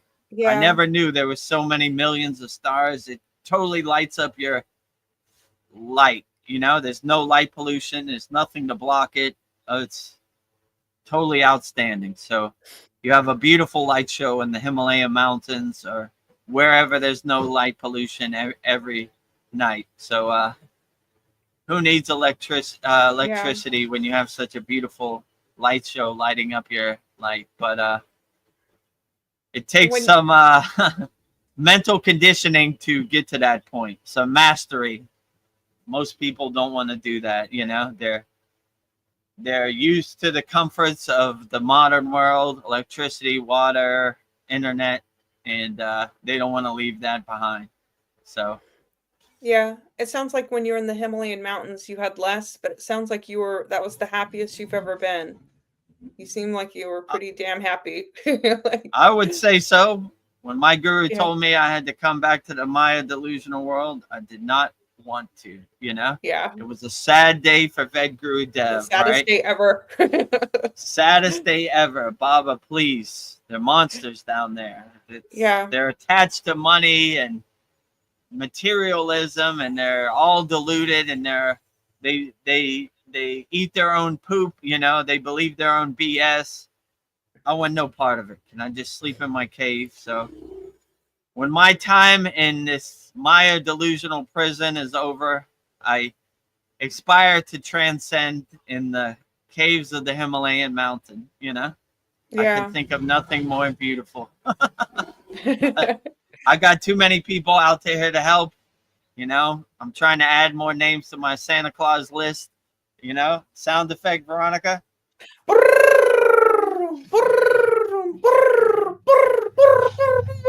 So let me help you, and let me get it as many names on my Santa Claus list of help people I help, so I can be so undeniable that they will grant my request to return to the Himalayan mountains and transcend in Mahasamadhi.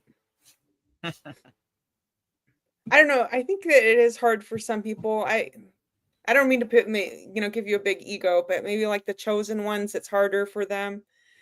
I don't know, and they get challenges after challenges. I don't know, maybe it's to test you or test us, the ones that I don't know, that just kind of seem like the square peg in the round hole. Just Oh, I feel like yeah. I don't fit here. Like I feel like challenge after challenge. My guru used to say every day is a test as a yogi, and I can attest to that.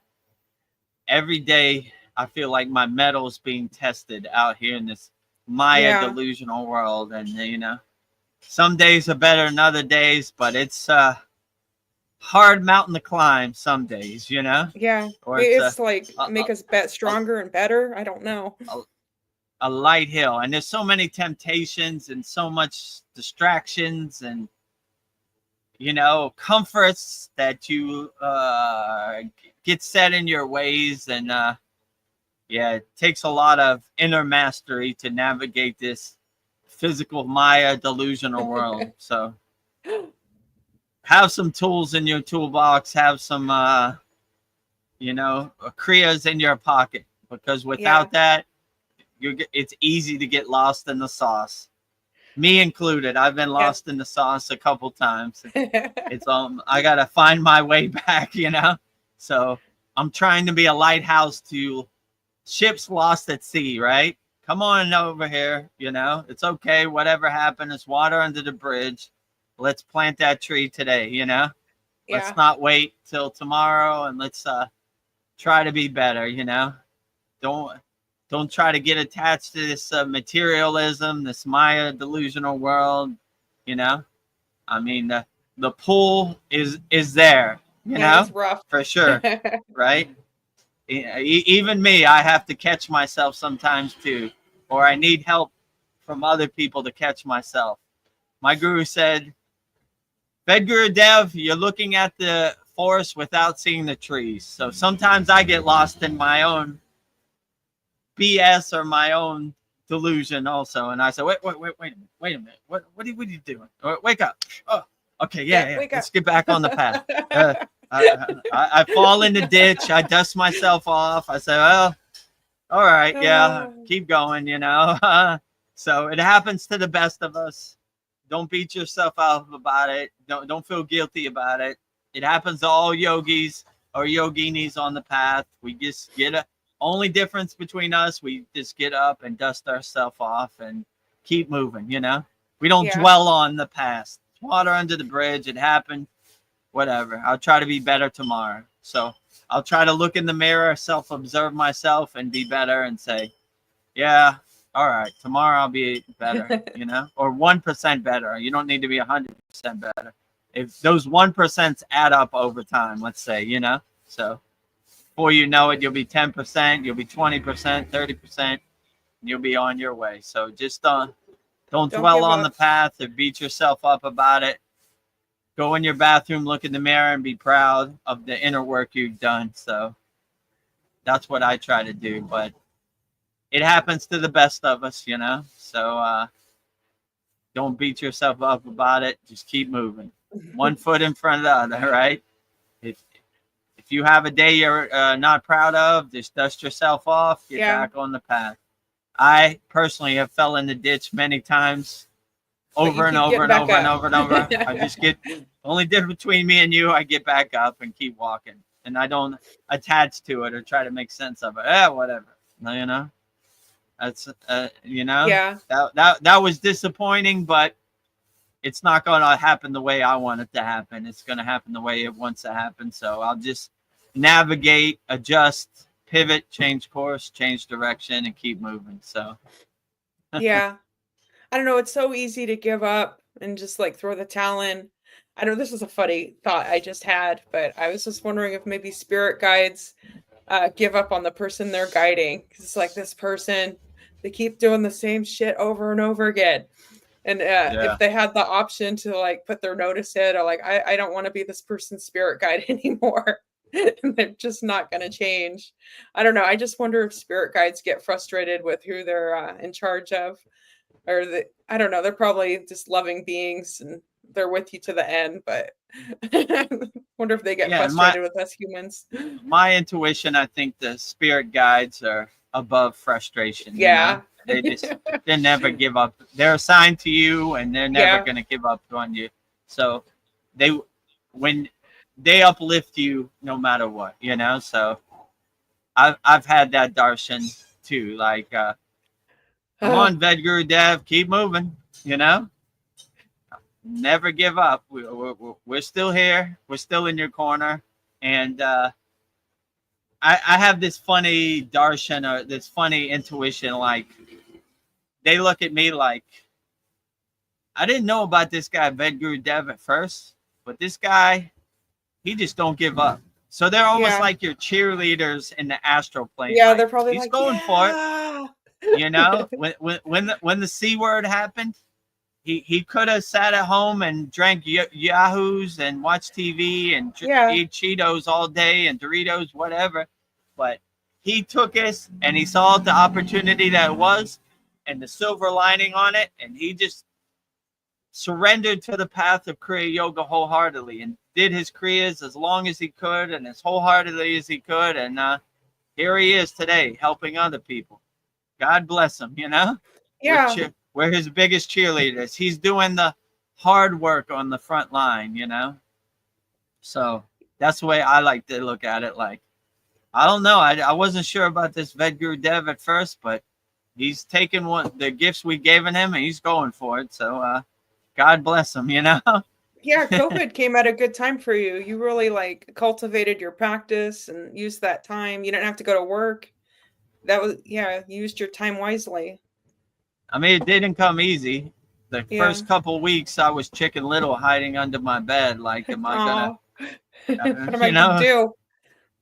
Am I gonna transcend my physical body, or whatever? But I overcame it. I started to see the silver lining, and the rest was history. So yeah. Here I am, keep moving. Yeah. But it wasn't easy, you know. Like, like, what am I doing? You identify with your work, and then when that's taken away from you, you have a moment of clarity. Let's say it like that. Like, You know, this doesn't define me. It's just something I do to pay the bills. You know, I'm still the same inner energy that I was before this. So if it's taken away from me or not, it doesn't change who I am inside me as me. So that was Yeah. kind of the lesson I learned. Like, this doesn't define me. I don't identify with this. If something like this changed and I can't have this financial means to pay my bills, I'll find another financial means, or God will provide the way. You know, God will clear the path. So let me get out my own way and let me figure out what are the best means to go forward. In my case, that was doing my sadhana, doing as many kriyas as I can. I've collected thousands of kriyas over the years, so Yeah. it was my opportunity to make them into reality and experience them for myself. I don't like other people telling me how I should feel about a certain kriya or yogic practice.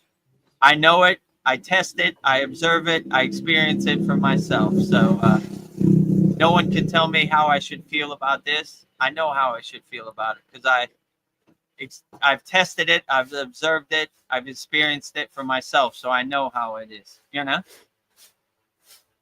Yeah, a people lot can of tell you people- what it's like to skydive, but you really never know what it's like to skydive until you actually jump out the airplane. Yeah. So I in Autobiography of Yogi, I jumped off the cliff. That is me, Vedagurudev, right? The American guy who jumped off the cliff. Like, I experienced it. I'm not regurgitating information. I know. Babaji tells me to jump off the cliff to show if I'm a real devotee or disciple. Yeah. Goodbye. You know? Yeah. Jump off Repair the my cliff. body. Have you looked into other types of yoga? I don't know, just to do your research to see what it's about. Like, I don't know, Kundalini yoga. What I is mean, it? pretty much all the yoga that's out there is how would I say this without getting in trouble? Is a watered down version of our overall well-being of Kriya yoga. So Kundalini yoga, obviously we rise our Kundalini in all of our practices. So we're doing Kundalini yoga, everything we do, right? You know, so Yeah.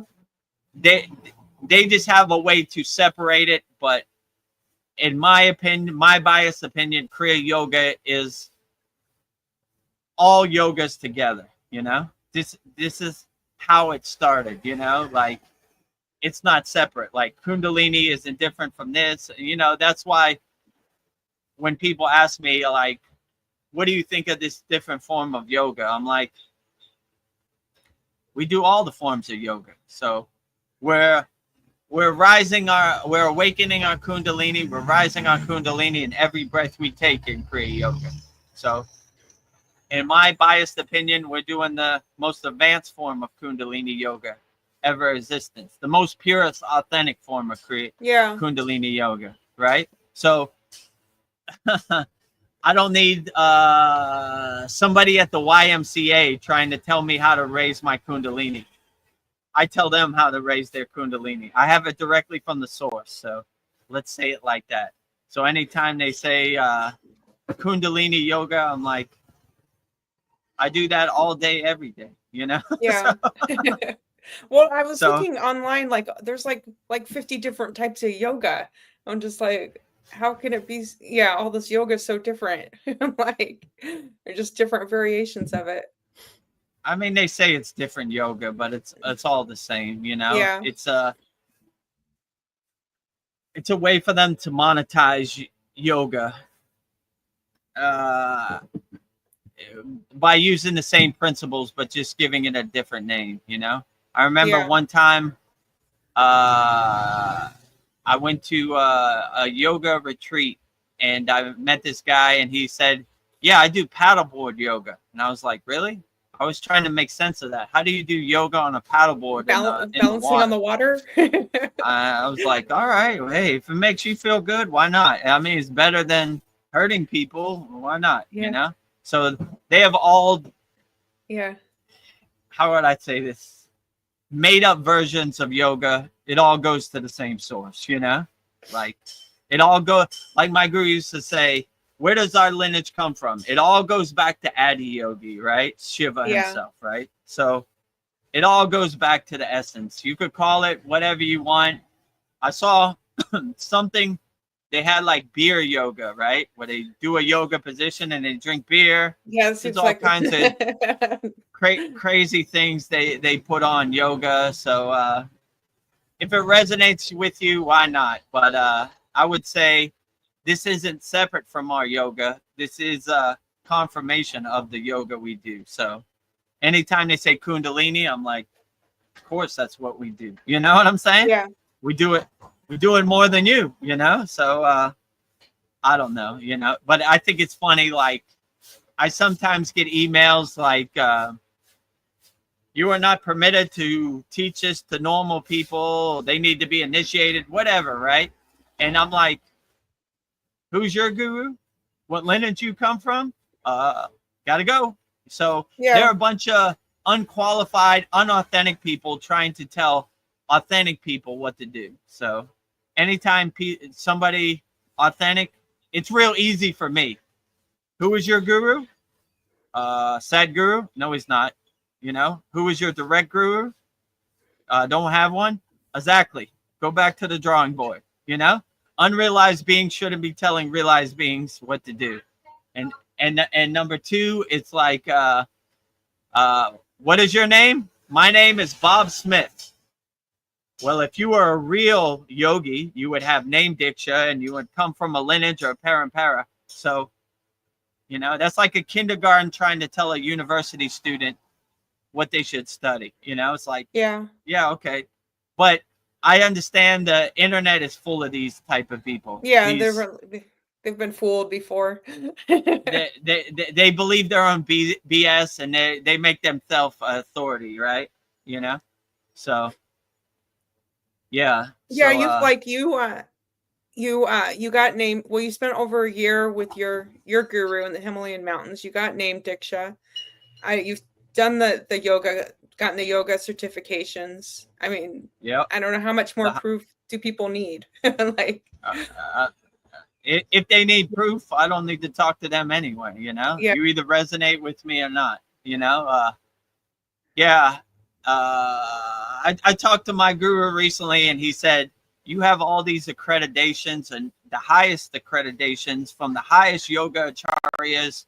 You should bring them out. So I guess in our next sad song, I'll bring them out, you know? Yeah. He told me, he was like, these yoga certificates aren't even worth the paper they're written on. And I was like, yeah, so I didn't print them out. I didn't, you know, show them or whatever. And then recently he called me, he said, bring them out. And I was like, you told me it's not even worth the paper it's written on. And it was like, yeah, to Himalayan yogis, they don't care about no paper. They care about your sadhana. But to people in the Western world, they like those diplomas and those papers and those certificates. That's part of their process, you know? I was like, all right, so I'll bring out my trophy and my certificates in the sad song. Here, you can't really, where can you put it, you know? No, you put can't it in the do palm it here. tree, but and I'll put it on the yagna so you could see it, you know? Yeah. If you have questions, ask me about it, but, you know, well, in our yeah, classroom on Saturdays, you have one of your certificates framed in that we can see. So yeah, I've never asked you like what the process was of like getting these yogic certificates. Like, I don't know, I know that like people, you know, they'll do it because they want to start a yoga studio, but what was the process of like getting these certificates? I mean, how many hours, was it hours or like months that it took you, or what was the process? it depends which one you're talking about. Yoga Alliance, which is basically the standard certificate. They have 100 hour, 200 hours, 300 hours, 500 hours. Then I guess so those are the number of hours that Okay, they go by hours. and their qualification that make you a qualified yoga teacher. you know. So I have the master yoga teacher, you know, so it's beyond that. Let's say over 1,000 hours, and there's very few people in the world who have that qualification. Wow. So that's why my guru is like, if you want to show them something, you definitely have the qualifications. So I mainly did it. My guru wanted to see what the process was, so I was like his guinea pig. You know, before me it was Ved Mooney, and he didn't want to be that guinea pig, so I took over that role. You took the challenge. and yeah, so you know, I just took the challenge. To me, it's not really necessary. It's more important than a piece of paper than how you do the techniques. So you more experience the techniques, so you know how it is, right? So you could answer questions better, right? So I don't know. Is it just asanas, or are you doing meditation and breathing and the stuff that we do in Kriya Yoga, or are they just focusing on asanas mainly? For Yoga Alliance, it's mostly asanas. For the other certificate, the Yoga Federation certificate, it's an overall well-being. So it's meditation. So the Yoga Alliance is mostly asanas, but even in the asanas, they didn't tell me I would incorporate my pranayama, engaging my bandhas. This made the practice more better, right? They wouldn't say it like that, but I would incorporate all of my things, you know, into my asanas, right? So it wasn't like all these yoga studios are like asana, asana, asana. As you see in our class, it's asana, shavasana, relax, digest the benefits of each asana, next asana. So pose, counter pose, like that. So I more incorporated my Himalayan yogic knowledge into their thing, you know? Yeah. And it was funny when they try to tell me, you're not doing this asana right. I'm like what? You're not doing it right. Like, who are you? You know, what's your lineage? So I had to bite my tongue on all that, right? You know? So just so I could get research from my guru. So, you know, so I can get the piece of paper to satisfy my time in jail, you know? It's like, but yeah, so I mostly just said, yeah, you're right. Yeah, I know. So all these subtle energies I would do inside me as me, so they couldn't see, you know, like, all right, you want me to place my hand there? Okay, fine, you know. So yeah. Well, it sounds like it was a lot of work, but you did it. It was funny because one of the teachers couldn't even sit in full lotus position, and they were trying to tell me about full lotus position. I was like, look, I do it. I could sit in full lotus position for 2 hours, you know? Yeah. How can a non-lotus position person tell me about how to sit in lotus position? But these are the loopholes and the gatekeeping you need to go through to get that cool piece of paper. So I did my time in prison, so I guess I'll show everybody out there in YouTube land on the next live stream what it is, so you could feel better about your life. Vedagurudev is authentic, right? There was one guy who posted a bunch of comments on our YouTube video. You're not authentic. You're not this. You're not that. And if you're authentic, show me. And I just sent him the video of me and my guru, how I got on the path. And he was like, yep, you're authentic. You know? Yeah. I'm sorry. I made a mistake. Yeah. You're authentic. You're a real Himalayan yogi. You know, you come from a real parampara lineage, all that, you know. So sorry, my mistake. You know, I thought you were one of these charlatans, you know, snake oil salesmen. There are a lot on YouTube, and I guess you're not that. Yeah. Okay, thanks. And I can tell when somebody's lying, and the stories you have are too involved for you to make up. And like you'll repeat the same story because it's like the story is real. It's not like when somebody's lying, they have to remember what their lie was. It's like you experienced it and you're telling us about it. So I'm not a good liar or a good storyteller. Just whatever happens, you know, it happens, you know? Yeah. If people need the receipts, bring the receipts. So next sad song, you'll be able to see it, you know? Yeah. Let me dust it off. I didn't even print it because I was like, when my guru told me, I was like, yeah, All right, you got all the information you need. Fine, you know. Yeah. Let's move on. You know, it's funny Yeah. because these weren't the only yogic programs. He made me go through them all, online Oh my programs, God. everything. So he could let me see, right? And you know what he said? It was funny. What? Most of this, he was like, it's not necessary. That's what he would say. Oh, not necessary. Not Show me. necessary. And I would show him all the practices, and he would be like, they do bandhas this way? Can't be. You know, who's going to show you how to do bandhas this way? That's what they're doing. You know, just tell me the bija mantras for the chakras. Ya, boom, da, two. What? No, Yeah. no one's saying that. Not I was even like, pronounced right. Yeah, he was like, not necessary, not necessary. I mean, I can't think of anything he said was necessary.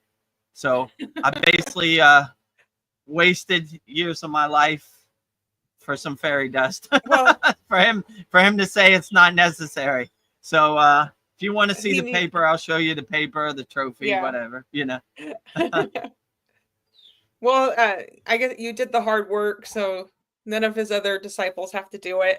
Like, Oh so. yeah, I was the good guinea pig. Yeah. It was probably a breath of fresh air. Actually, how I met Ved Muni, my guru sent Ved Muni to an initiation in India, and that Ved Muni was my roommate, and that's how I met Ved Muni. So he was the guinea pig until I came on the scene. After I came on the scene, it was probably a breath of fresh air. Like, thank you, Ved Muni. God, I don't have to go on these little adventures, retreats or these initiations. You know, now it's Vedagurudev's turn. So yeah, so I became the guinea pig later, right? So he got to relax in comfort, and I got to go on these crash dummy missions, and put my body in a pretzel. So my guru could have research. These yogi retreats you'd go to, what kind of people were they? Were there like people from the States that seemed like they were going to open up a yoga studio? Yeah, they were like, it was like backpackers, and it was like stay-at-home mothers or like soccer moms, you know, who wanted to teach yoga to their YMCA or something like that. Yeah. So to me, it was kind of. I mean, these were the lower numbers. Like, let's say 100 hours, right? These a lot there. The more higher you get up on the numbers, the less people are around, and the more hardcore half the yogis there are, right? Who really do the asanas, all the way. You know. So. Yeah, I would say it's mostly these type of people. Very few Indians, which was funny because Indians, they don't like the asanas as much. They like more of the inner stuff. Work. The meditation, the pranayama, the mantra japa. So I've been to a lot of initiations where they show the asanas and the Indians just get up and leave, you know? Not interested, you know, like I didn't come here for that. So not necessary. Exactly. So they have that kind of mindset. So it's more like hippie kind of new age bohemian kind of people, you know, who want to try to get a job in a yoga studio and this type of stuff. So, or start their own yoga studio, something like that, you know, so. But I don't know, did you learn anything there that you didn't know, or was it just I don't know. I guess you I was just wondering. I mean, I learned a bunch of asanas that I've never seen Himalayan yogis do, you know? Okay. Like they would deem unnecessary and ineffective. So I learned a bunch of asanas that I never really used after I left, you know, that didn't really resonate with me. So I learned, you know, stuff like that, you know.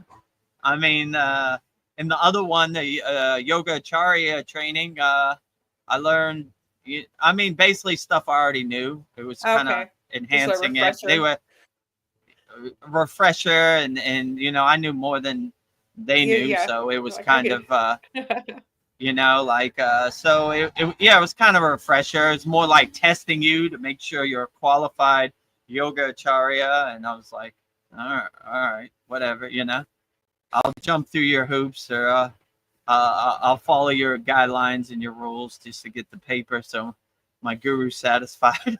Yeah. or, You bring or your maybe whole he's kit. not satisfied, not necessary. Yeah, like, not necessary. I just spent 1,000 hours. Exactly. I mean, the good thing I didn't have to go too far. Yeah. There was a place I could train around the ashram, so it was mostly just for testing, like to see if you understand the asanas, so, Yeah. or whatever, Do they charge you a lot So of money for these classes, or I don't know, are they like charging thousands of dollars to do their yeah, they are, but in my case, they gave me some grace because I was more on Okay. the path. It wasn't they charged more money for people like flying to America, and Yeah. So if you're I they didn't had have to money. go room and board and plane tickets and this and that, and like they kind of knew, like, I can't charge this guy money because he's not a beginner, like, Yeah. He's teaching us. right, he knows more about the process than I know, so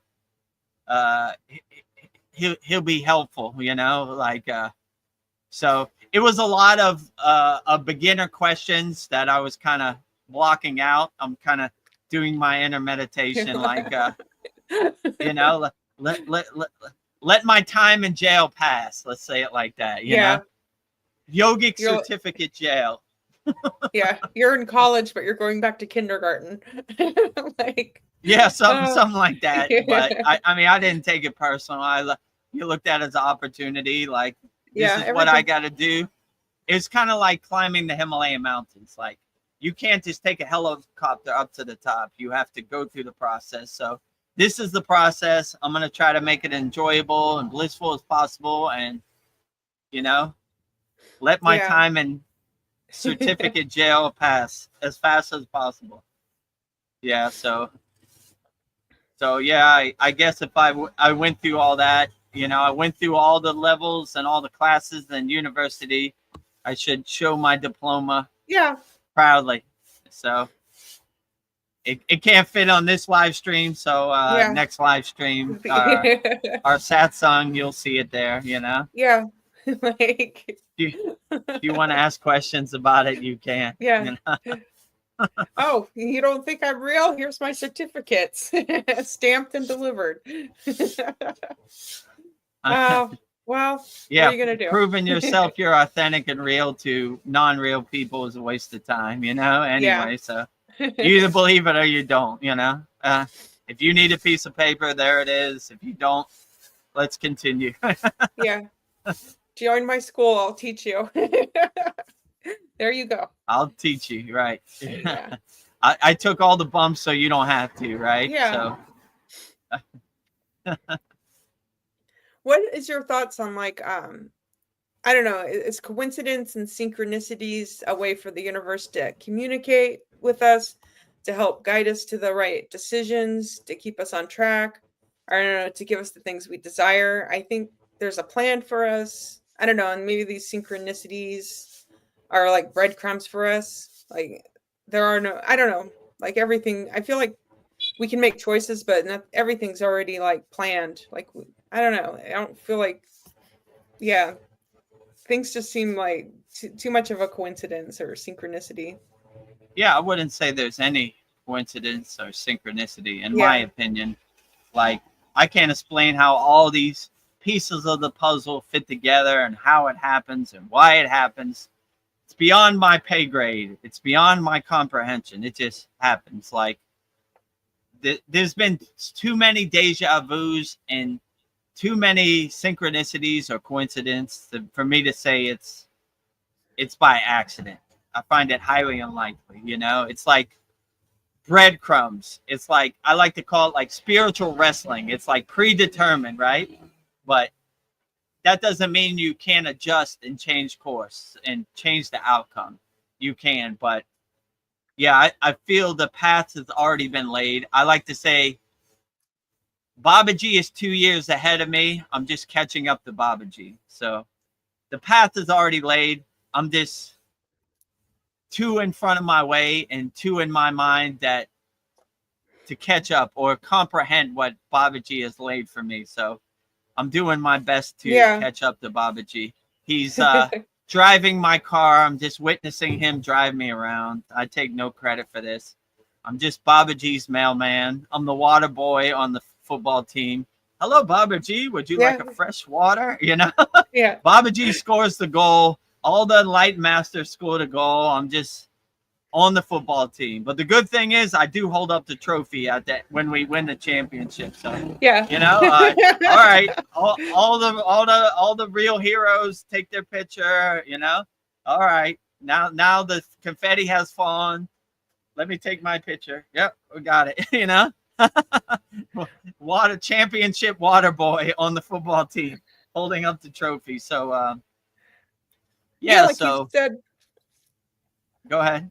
Oh, I was just thinking it's interesting, like you've said in the past, like you'd get darshans like buy this, get this, and then like now you're using it in the school, like you're like the statues that you've like taught us like shown us the statues and the mantras for these statues. I don't know, all these things that you've ended up using them for the school, and you had no idea that you were going to use them. I don't know. It's just before, like it was all before the planned. school, I had no idea. I would ask Babaji, what do I do with all these kriyas? How am I going to help people? Like, I'm supposed to be helping people. How would I help people? You know? And here comes the school, and you know, magically, I already have a yagna that I already do the fire, and let's use it in our school every new moon and full moon. There's our yagna, and all these photos and all these mala beads and everything. I didn't know why I got them, but when the school came about, then I found the use for them. Like, oh, now I know who I could teach. Now I know who I could help, and now I know what the purpose of this is, and now I have more names to burn in the fire and more problems to burn in the fire, not just my own. So I'm putting it to good use now. Swaha. For a long time, I didn't even know what it was for, you know? Yeah. I don't know. Do you want to share the what the yagna fires look like? I'll play it. Yeah, so I think that'd be interesting for people to see. This is our just past July 10th was Guru Purnima 2025, where we honor our guru. So in our Kriya Yoga School, our guru is me, Vedagurudev. So in this video, you see one of our members, Kyle. He made an award for me. It said, "Thank you for your dedication and to our beloved guru, Vedagurudev," and you'll see it in there. So basically, our yagna, every new moon and full moon of every month, we have a yagna fire, and our members send in their problems, financial problems, health problems, family problems, emotional problems. I say their name and I burn it up in the yagna fire, and they see it goes up in smoke and no longer serves us. So this is the video from Kal Guru Purnima, burning up all his problems and giving love to his guru, which is me, Vedagurudev. Number 1 on our leaderboard, Cal Spalding from Idaho Falls, Idaho, USA Public. Thank you to our beloved Vedagurudev for all you do in selfless service and all the time and effort and true blissful service in true spirit and heart of Kriya Yoga. You are. Vedagurudev, we appreciate you for making this Kriya Yoga school truly life-changing and a true blessing from Babaji himself to be a part of. We love and appreciate you always. Peace and blessings. May you enjoy this wonderful award on this wonderful day to praise and love our wonderful, beloved, loving, kind, peaceful, blissful guru and heart of Babaji himself, with much humble thanks and much gratitude from all the Kriya Yoga School members in our hearts to yours. Thank you. Jai Babaji. And Kyle gave me this award and I printed it up today. So it says, happy, happy, happy Guru Purnima, above and beyond duty award to the beloved Vedagurudev. So there you see it. So thank you very much, Kyle, for the award. I appreciated it always. I laminated it, so I'm going to put it next to Veronica's picture. So burning all Cal Spalding's problems in the holy Yagna fire. Jyoti, Jyoti, Jyoti Soyam. Jyoti, Jyoti, Jyoti Param. Swaha. So there you have it. That was our 2025 Guru Purnima Yagna fire, burning up all of our members' problems. So if you want that, go to we have a free Kriya Yoga School, 100% free. Subscribe to our YouTube channel. And if you resonate with Kriya Yoga, go to kriyayogashop.com. Yeah. Yeah, I just manifested. Go ahead.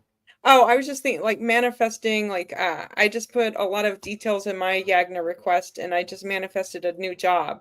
So I can contest it works. So, yeah. Yeah, it works for Veronica. She's sending a long, detailed Yagna fire request, 2 pages, and it actually works. She manifested dutiful employment. So it does work. And a lot of our members have had great benefits. I don't know. I feel bad giving you such long requests to read in front of that hot fire, but it does work. I'm like, your poor knees. But I think it needs as many. Yeah, I put the date, the time, the people that were interviewing me. So you got to be specific. I had a question.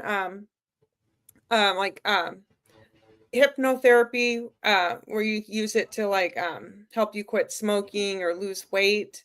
I don't know. I was thinking maybe you can hypnotize yourself with the meditations we do, like doing my sadhana. Maybe I'm kind of hypnotizing myself when I'm going into meditation, but in a positive way. I don't know, without realizing it. Maybe I'm putting myself into heightened focus and attention, and I can bring myself into believing, using my imagination. I don't know. I can brainwash myself into believing or accepting an idea to reprogram my mind.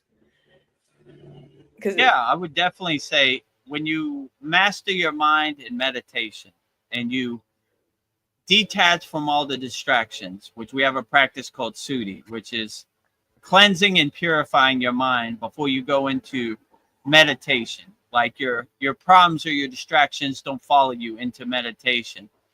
Then you reach a heightened state of awareness, a heightened state of being, where you are kind of in a trance samadhi state where you are kind of indirectly hypnotizing yourself, but it's more of a state of being than it's a state of hypnotism, right?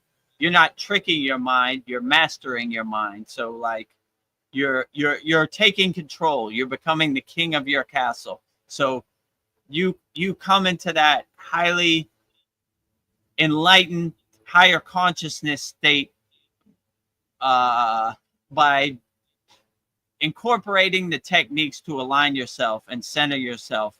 And then you become into a state of being, like they would say, a state of hypnotism where things can't affect you no more. And you begin to realize your true inner potential or your true inner nature.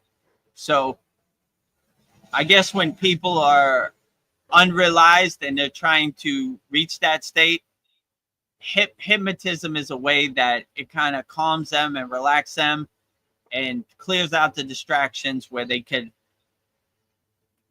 get the answers they're seeking that are already inside them as them. So basically in Kriya Yoga, we're realizing our inner answers, we're unlocking our inner answers. So we don't need anybody to do it. We do our own inner work. So that's what I would say. So you're kind of hypnotizing yourself, but I like to say it more as doing your inner work inside you as you know?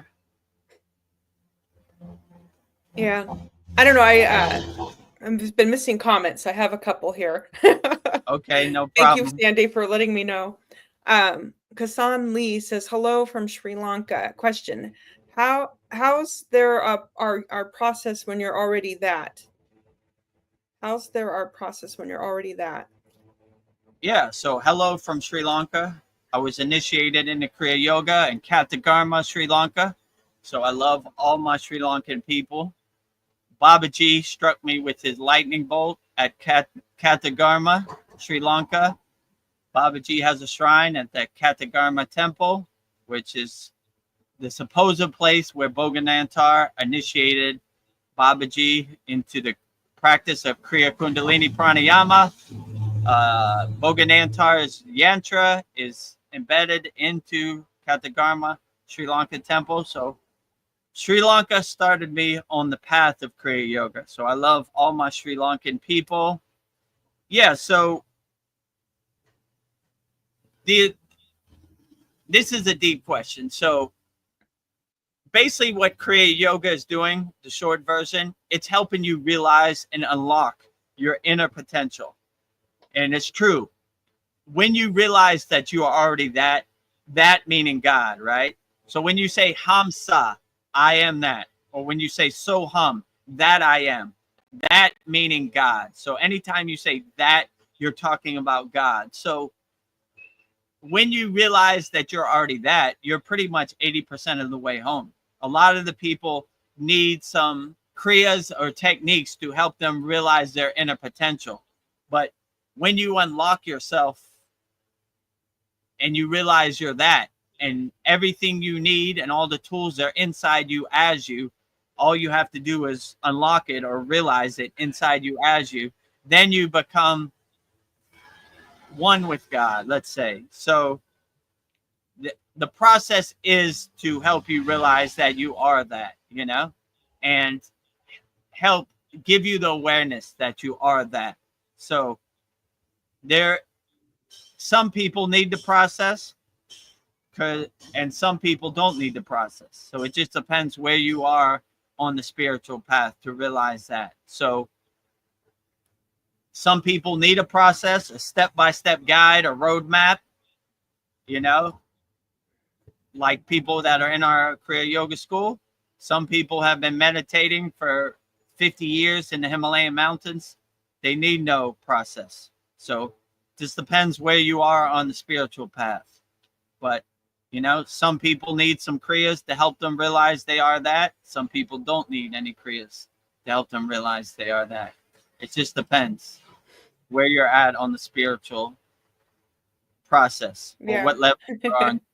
So, but yeah, if you realize you're already that, you're pretty much there, you know? I am that. Well, Kasan, Sandy says, welcome, Kasan. Welcome. Welcome, Kasan. And heart with star. And then our friend Mariana is here. Vedagurudev, namaste. Veronica, you have a Slavic vibe today. Beautiful. Thank you. I don't know. I don't know. I do have some Russian, Polish in me. So maybe I do kind of have a Slavic vibe. Thank you. I am strong like a bear. I'm Russian. Wow. It's nice to see you, Mariana. Yeah, good to see you, Mariana. Namaste. Thank you for joining our Sunday live stream. Let me think.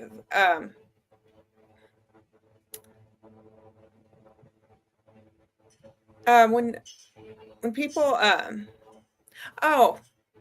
something I've noticed, like people seem younger when they're like they're doing work that like makes them happy. They almost seem like they're like aging in reverse, like they're getting younger. And then other people just seem so old and tired because they're working this job they hate. So I was thinking there was a correlation with the doing work that you love. It like makes you look youthful. You feel more energized. But then people get stuck in these jobs that like just to pay the bills, it like drains their life force. I was just thinking that was kind of interesting. So hopefully we could all find a job that lights our souls on fire. But yeah, it's hard to find that. Yeah, I've been lucky in my life.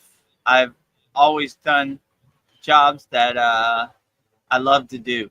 Like I would do for free anyway.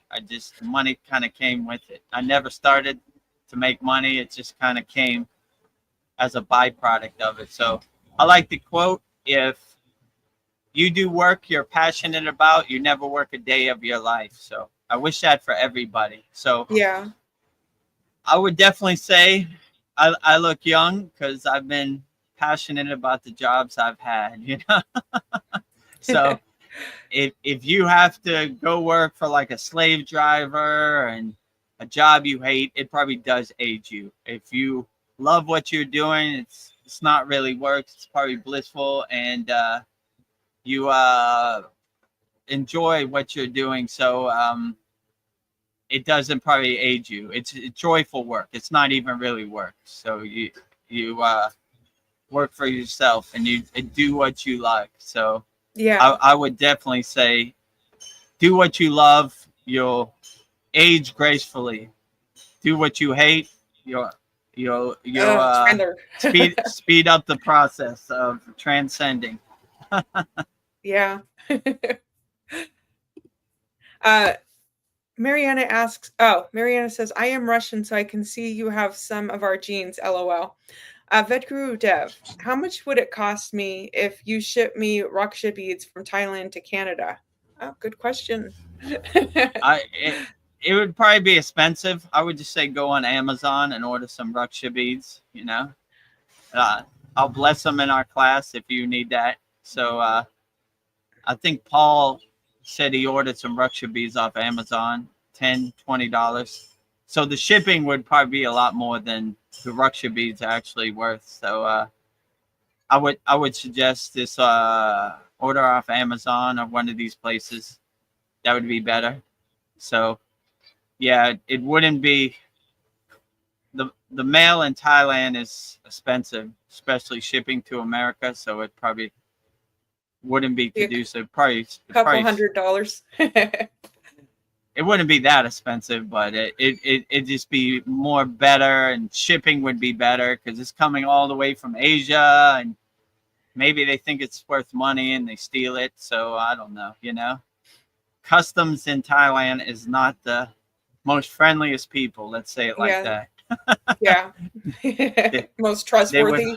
They are not trustworthy at all. Zero. They would they have held my packages many a time and held it for hostage, you know. So yeah, better to order off Amazon or somewhere in California. It'd be more reliable and tracking number and everything. Yeah, I don't know. Mariana said the point was something blessed by you. I don't know. I've been wanting that. If you order some Raksha beads, I will bless it for you on our class, you know. So whatever mantra you want or however you want it blessed, I'll do that for all of our members on the class. I mean, it'd be via the internet, but same transmission, same energy. I think it'd be effective that way. Well, so if any of our Kriya Yoga School members need their Raksha beads blessed, we'll set aside some time for us to do that in Kriya Yoga School, you know, in our weekly class.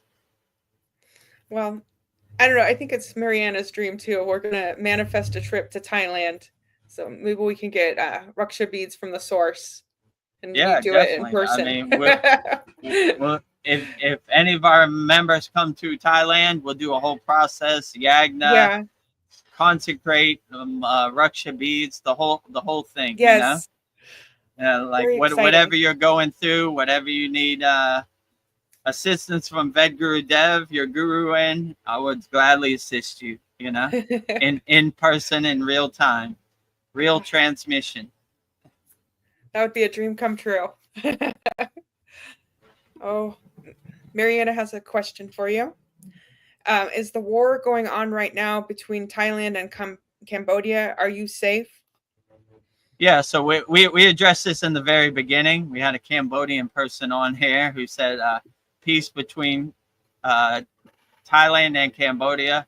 So yeah, Cambodia is about a 5-hour car ride from me. So where I'm at is far away from the border, where they're fighting. They have a border dispute over some temple or some land. Thailand says it's their land. Cambodia says it's their land. Every once in a while they break out fighting. So this is one of those times. So yeah, we're safe over here, and hopefully Thailand and Cambodia can come to some peaceful resolution and love each other and be friendly with each other and not see the separation of the duality from each other. I was telling the Cambodian person who was on here earlier, Thai and Cambodia is like Georgia and Florida, same people, right? You know, different flag, same people. So when I'm in Cambodia, I can't tell the difference from Cambodia and Thailand. They have the same writing, they have the same holidays. Tomato, tomato. Cambodian people are Thai to me, and Thai or Cambodian to me. So same. So there's just a little line in the sand, but same people, different flag. Let's say it like that. So I wish the best to all Cambodians and all Thai people. You know, I do live in Thailand, but I live more in the central. I live on the eastern seaboard. You know, the closest city to me is called Pattaya, Pattaya. So it's 20 kilometers away. So it's more to the middle of Thailand. The border of Cambodia is more to the east. So yeah, hopefully they can find a resolution, and Donald Trump can be a good mediator and fulfill his prophecy, his election policy of no more wars. So put your words to action. we need some compromise. We need some mediator. No more war anywhere in the world. Peace, love, and harmony to everybody all around the world. Yes, I agree with you. Mariana says, I am so tired of all these wars. It's wearing me off. Me too. You ain't kidding. I'm tired of all the wars. No need, you know? Love people, no matter what their flag is, no matter what their language is, no matter what their skin tone is. I've been all around the world in my previous career DJing. I would say everybody around the world, they're just trying to feed their family and be happy, you know? There's some bad apples in every place, you know? So, but as a collective, 99%, 95%, they're just trying to feed their family and be happy. So whether they're Muslim, whether they're Christian, whether they're Catholic, whether they're Hindu, whether they're Buddhist, just trying to be happy. So all people unite, be happy, love each other, live in peace and harmony, whatever your flag is, whatever your language is, whatever your religion is, whatever your skin tone is, you know, be happy, love each other, you know. No more divide and conquer. Love people unconditionally, regardless, you know. Vedagurudev, how are you doing there? Is it still raining, or how are you doing? No, it's cleared up a little bit. I mean, it's still like overcast and cloudy, but the rain is kind of dissipated. Yeah, a lot of people are starting to come now. So okay, yeah, sounds like it's getting loud. Yeah, there's a lot of cars. There was no cars when I showed up. Now people are starting to park behind me and come around. I guess they were waiting for the rain to kind of dissipate. Yeah, you know. The world's waking up. The world is waking up. Only person crazy enough to be out here in the rain is Vedagurudev. We got to have our soul talks. We got soul talks continue no matter what, you know. Well, I know the weather can be kind of crazy, so probably one of these will be at your house if we can't do it. So we'll adjust, we pivot. Yeah, we'll adjust. You know, it's a good practice run. You know, see what happens if it rains. Yeah, Thailand, it rains a lot. They have what's called monsoon season, which is like heavy jungle rain, you know. So like I'm sure one of these days we'll run into that roadblock, but Yeah. we'll pivot, change course, and Yeah. try to be better. Yeah, this is like our 8th one, so we're Yeah, on a roll. we- we've had some mountains we had to overcome, internet and Yeah. rain. You know, last one it started to rain. It was really windy. I saw people post in the comments, "Don't blow away, Don't Vedagurudev. blow. We need you." So, like I always say, if you see a big tidal wave, a tsunami Yeah. right here, just let me know. You know. Yeah. Now It's that I coming, think about Vedagurudev. it, You'd probably I'll like embrace it. I'll be like, "Let's dance," you know. Well, that's what it feels like. Goodbye, you know. Yeah. Show up at the Council of Elders or Babaji around the Yagna fire. Why are you Yeah. here so soon? Beyond my control. I Yeah, did my Mother best to Nature. help as many people. Can't control Mother Nature. Yeah. Tidal wave got me. The tsunami took me out, you know? Yeah. Destroyed my physical body. So glad to see you early. What can I do? What can I do? Beyond my control. I'll just join you in the fire. That was a little singing. Yeah, they have like these motorcycles and they have like a side cart where they sell Yeah. stuff and they play music. I don't know what that person is selling. They selling like beach stuff and they're selling coffee or, you know, Coke or something like that, you know. Sometimes a famous dish in Thailand is called som tum, which is basically papaya salad. They Yeah. make that on the side of the cart. So they drive around and sell their food and their beach wares and their drinks or whatever they have. Yeah. So yeah, I they don't know play what- some Thai music on their cart. I don't know. Speaking of music, I've noticed like when I don't know, it's music singing helps when I'm feeling overwhelmed. Like just like singing a little hum, like hum, hum, hum. I don't know. It's just something soothing about just singing when you're feeling overwhelmed. I don't know. Maybe that's why I like doing the mantras. Yeah, Kind of like absolutely. Like when you're feeling overwhelmed, like I always say, you sing the mantra, the bhajan or the kirtan, and you blow it out, the overwhelmness and the pain or suffering through each breath, right? So yeah. you know, like Oh, Om Kriya Babaji Namo, breathing it out. Like whatever you're holding on to, Yeah. whatever pain, you blow it out with each breath. So anytime you exhale, you blow out the pain, you blow out the suffering. You don't want to hold on to it. You don't want to carry it. You want to breathe it out, you know, take it out of your body.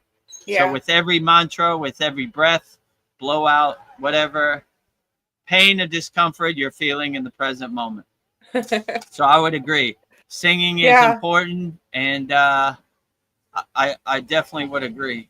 What are they selling behind me? There's a Yeah, guy who is it- has sugar cane, and he's cutting it right behind me. Where? Oh, let me that's see. cool. Where's he at? Oh, I'm blocking him, right? Let me think. Hold on. You could there. You can see Oh, him, yeah, I right? see the little cart. Yeah. Yeah, he's got sugar cane on the cart. Like you see it on the back of his motorcycle. Yeah. He was like cutting it for the guy. So Do you there ever is buy Thai- sugarcane?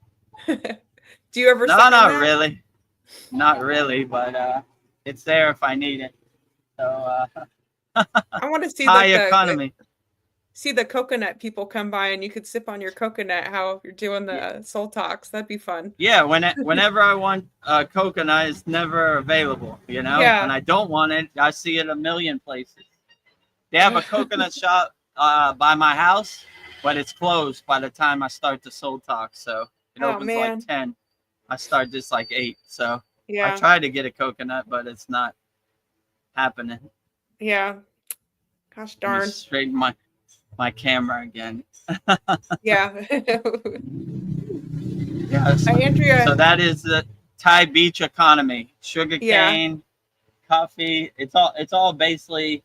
There's no stands. It's moving stands. So they kind of drive around on their motorcycle cool. sidecar. Yeah. So Man, I got to plan a trip there. Manifesting this. Mariana, she's going through it. She says, I am not doing well. The tooth under my crown on the 6th today 2D right bottom is completely destroyed. I had no symptoms, and when I started feeling some weird taste, it was too late. The crown became loose and I lost my tooth. Needs to be extracted. Whatever is left of it of it, and I am depressed and terrified. Oh God. There's more. It all got infected, and the infection spread further because my right eye and cheek area became sensitive. My fingers had a lymph node all enlarged. Oh, I'm so sorry, Mariana. I was crying at the dentist because I don't want to have a hole now. The only solution is an implant, which costs $4,000. Who the heck has this kind of money? Oh Yeah. man. Yeah, there's Well, always some hidden cost. sorry you're having to go through that, Mariana. Life is hard enough without tooth pain or any kind of pain or Yeah. health problems. So, I mean, Oh, I would say to help you overcome this, I know it's hard, but you can't try to attach for fear. I know it's scary and everything, but it's not going to help, you know? So you just gotta embrace it head on. And when you sit in that dentist seat, they just bring your healing energy, try to go to your happy place and try to overcome this pain.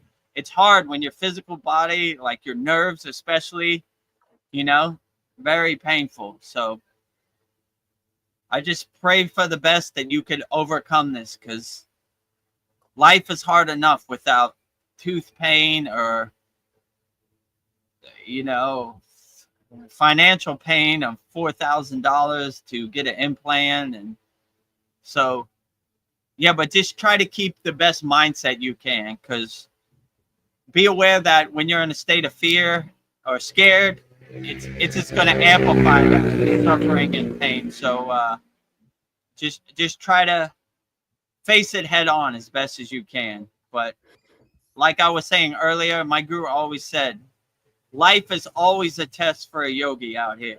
Vedagurudev, no exception. So look at this as a big mountain you got to climb, and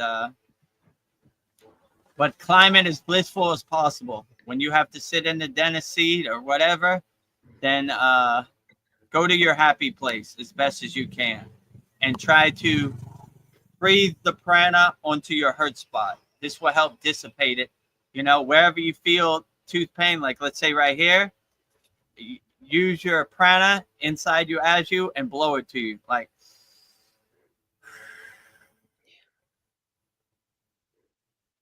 so you're kind of blowing your healing energy to wherever you feel hurt, you know? So, yeah, I would definitely say, and we'll definitely say a bunch of Dan Van Tree healing mantras for you also, you know, in this week's class and throughout the week. So we wish you all the best, Mariana, and we're praying for you. And I pray that you can overcome this difficult time, you know. But yeah, I would just say try to go to your happy place. And anytime you feel pain, blow your prana to put your finger on wherever you feel pain, wherever it is on your teeth, and then blow to that spot, you know. That will help calm the nerve a little bit. But yeah, I know it's a difficult mountain to climb. So I'm praying for you. yeah. Mariana, she says, thank you for praying for me. Yeah, I think I got poisoned from the infection. Maybe it got into the bloodstream. That's why I wasn't feeling well. Thank you guys for your kind words. I really need some support because I'm lonely. Oh. Yeah, no problem. Oh, We're your Kriya Yoga family, and we're always here to support you. So yeah. if you feel like your body has been poisoned, a good thing to do is the food mantra, which is basically cleansing and purifying your inner body. And also a very good one is to say the mantra, which we learned in this week's class, our 73rd class, Gayatri mantra. It basically purifies and cleanses and lights up the cell in your body. So it basically exhausts all the poison or the infection that is flowing throughout your body. So you kind of dissipate that. You kind of exhaust it. And you kind of visualize it as like black smoke coming off your body, like coming out of your body, right? I'm burning all this pain, all this infection, all this baggage or all this blockages that don't serve me in my body. So, yeah, in our 73rd class, we also have a PDF where I break it down, and or you could watch the class and you can hear me say it, you know, in real time. But yeah, I would say definitely do some inner work to kind of dissipate that, you know, pain and infection out of your body as much as you can. And what's been effective for me to see it like black smoke kind of burning off my body or coming out of my body, you know.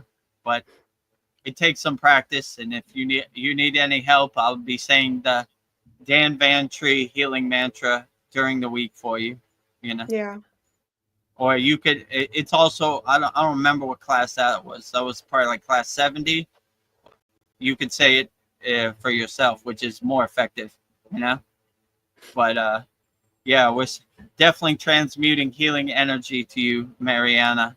And sorry you have to go through this in the present moment. But every day is a test as a yogi. Vedgurudev's no exception either. I go through it myself. Yeah, I don't like to see our our family. I don't want to say members, our family, because I think about Paul and his eyes all the time, and Mariana. Right. Yeah. Yeah, I want you to find your I soulmate too, Mariana. I want all of our members to be happy, healthy, and live in a higher blissful state, you know? So I don't like this either, you know? I don't like it at all. I don't know if this would help, but I think our imagination, it can help us find courage. I don't know if we can access this world within our inner eyes. I don't know. Maybe if we can make these things in our mind become real, we would be unstoppable. I don't know. I think imagination connects us to the universe. Yeah. That's why I would say anytime you feel pain, use our meditation in our Kriya Yoga School, especially for Mariana. Go to your happy place, you know, Ananda Bliss meditation. Go to your happy place. Like, I don't identify with this pain. I don't identify with this suffering, you know, it doesn't define me. So I create some separation from it, you know, I label it, you know, this pain is called Jim. Jim, go away, you know, I don't want to talk to you. Go away, you know? Yeah. Well, what do you think about this pain? Bye, Jim. Bye, Jim. Get out of here, you know? So by labeling it, you create some separation, some space between you and the pain. So that would be good. Yeah. And also in this week's class, we did Patanjali's 9 emotional release techniques, which were effective to go through those emotional release questions, you know? It works for pain too, you know? Can I let this go? Am I willing to let this go? I don't want to hold this rock. I don't want to carry this pain no more. Let it pass. So takes a little bit of practice, you know. It's an uphill battle, that's for sure. But I have faith in you, Mariana. You got this, you know. Mariana says, thank you, Vedagurudev. I will say the mantras, but I feel like when you say it, it's more effective because your soul is more advanced and ascended. I don't know, maybe you could say a prayer for her right now. You want me to say it right now? Dan Van Tree's mantra 3 times? Yeah, send her some Shakti healing energy. Okay, sending Shakti healing energy for Mariana's tooth pain. Dan Van Tree's Shakti healing mantra 3 times, transmuting healing energy to Mariana's tooth pain. O Mara Mara Thailanaya He Vaitish Varam Kovil Dan Van Tree Poetry. Om Rama Ra Thailand Ayahi Vaitish Varam Kovil Dan Van Tree Poetry Om Rama Ra Thailand Ayahi Vaitish Varam Kovil Dan Van Tree Poetry.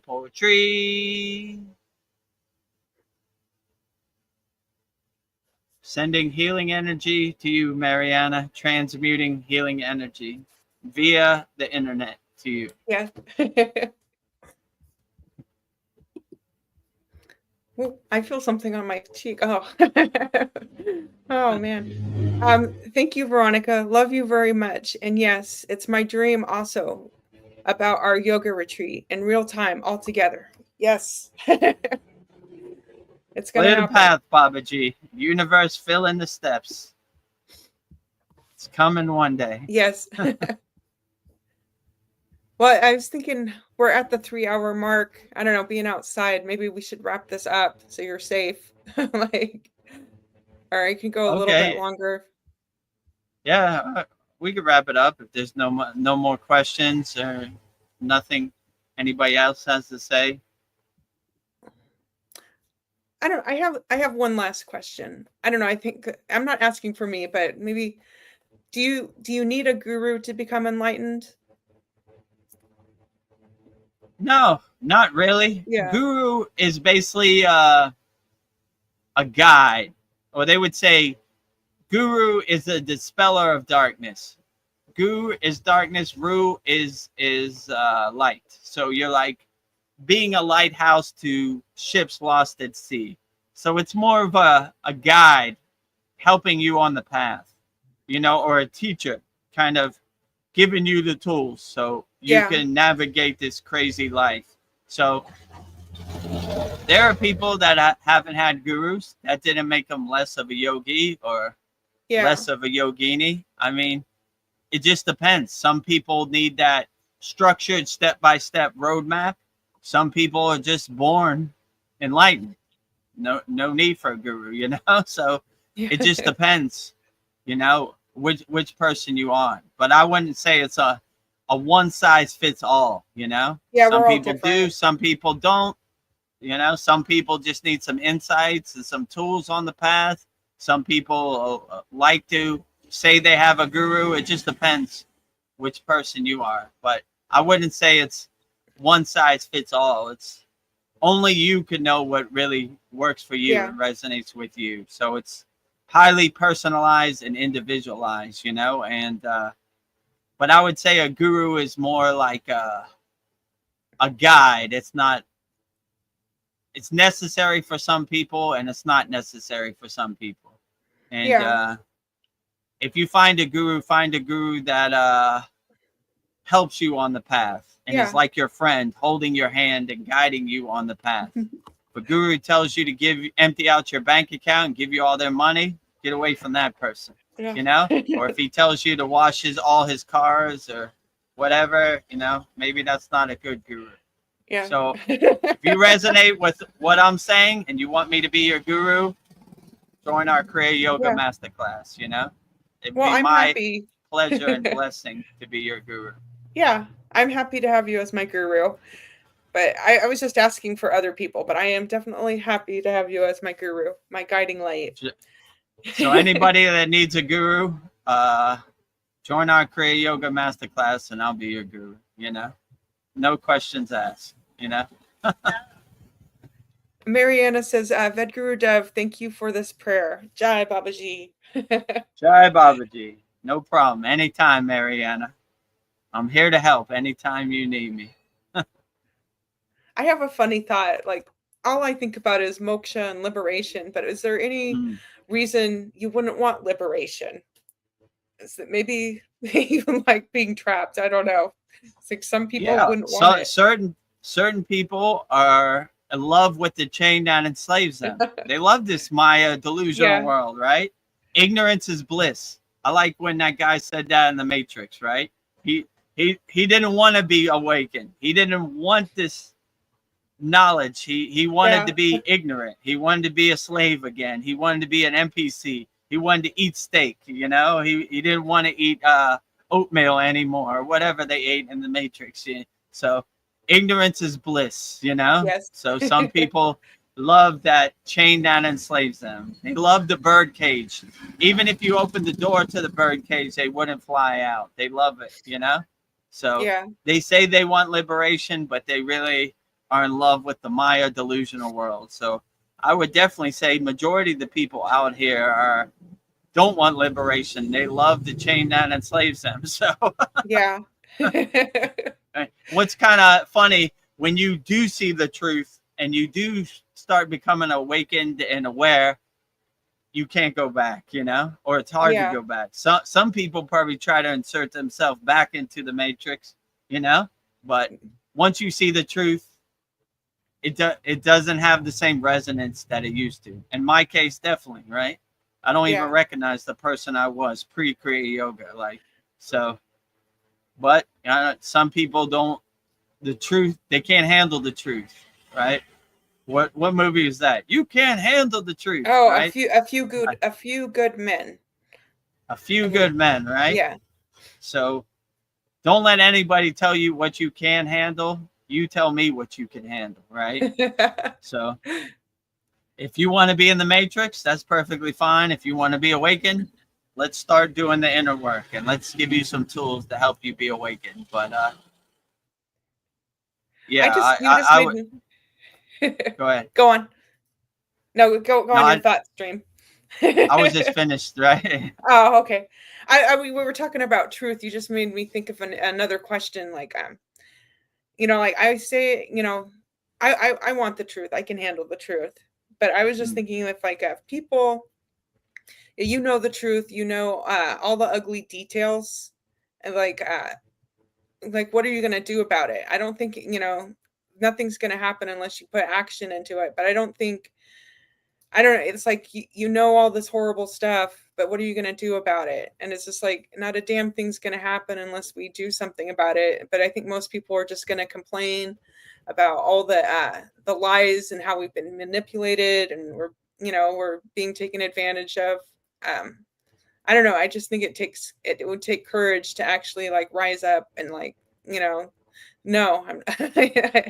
I won't stand for this. But I think I don't know. I hope that like that our collective consciousness would raise and we could all stand up together and just like, I'm tired of the lies. I'm tired of, all this ugliness. But I was just thinking like, the truth. What are you going to do about it? But I don't know. I guess that was a long-winded question. Like, what Yeah, would you do this is about a it? profound thought that you begin to realize. Most of this stuff you can't even control. So why Yeah. attach to it anyway? Like Yeah. most of these people out here, they're farming, they're cultivating, they're trying to steal your attention, right? So when you realize there's nothing you can do, Donald Trump's going to do what Donald Trump does. Yeah. How can I control it? Then you start focusing and doing your inner work, and you start using your energy on things you can control. So yeah, I can control me. yeah, you begin to realize like you really can't really control anybody outside you. They're going to happen the way they happen, and there's nothing really you can do about it. So it makes no sense to get upset about what happens in this Maya delusional world, because it's always going to happen that way. It's Yeah. probably not going to change. It's probably going to happen so that way big. forever.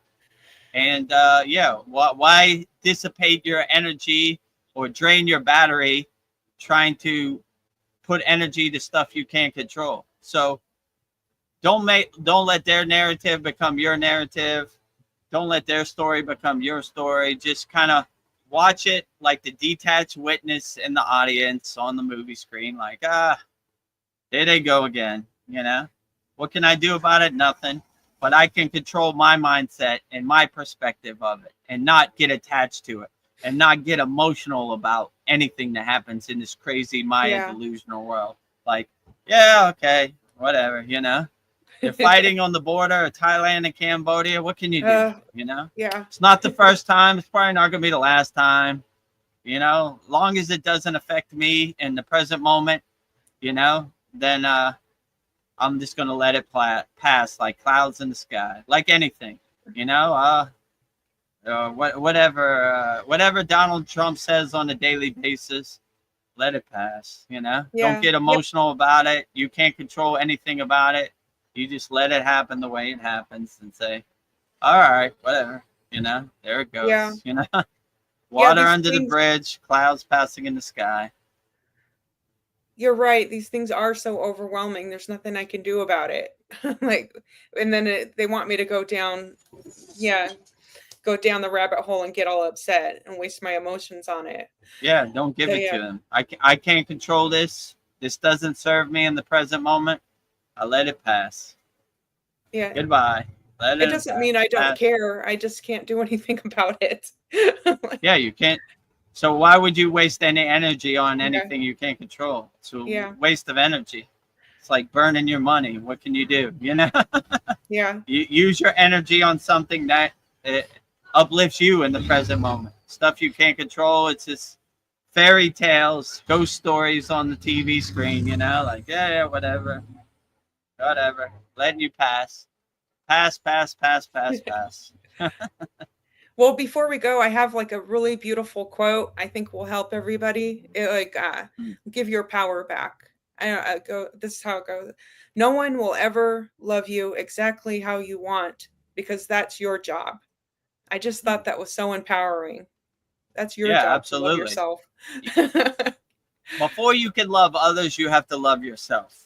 You have to have the highest self-love for yourself. You have to be your biggest cheerleader for yourself inside you as you. So you have to be your number one fan, you know? So love yourself first before you love others. And if you're waiting for other people to love you, you might be waiting a long time. Yes. Or you might be waiting a short time, you know? So don't let anybody save you, save yourself. And when you cultivate self-love, you feel a lot better about yourself, you know? You're not waiting for somebody. You're not waiting for a savior to come. You're like, people come, people go. It doesn't matter. I love myself, and I'm not asking anybody to love me. I have unlimited love for myself, and I radiate that myself. And if somebody wants to add to my love, good. Someone wants to minus from my love, goodbye, you know? Yeah, I enjoy my company. I take myself out on dates. I enjoy myself. I'm right. I'm not lonely. I enjoy my company, you know? Like I said before in the sad song, you asked me, have you ever lonely, Vedagurudev? Hello, no. I was like, I don't know how all these deities fit in here. Like all these ascended masters and archangels and spirit guides. I can barely breathe. It's like this in here. It's a packed house. So if you love yourself, you're never lonely. You're never waiting for somebody to keep you company. You keep yourself company, you know? You have a full house of love 24 hours a day because you cultivate your inner self-love. Yeah.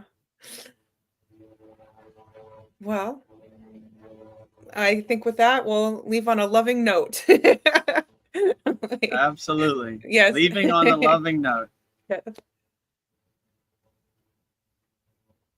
So I guess, all right. So we'll wrap it up. I don't know if you wanted to, any words of wisdom you wanted to share.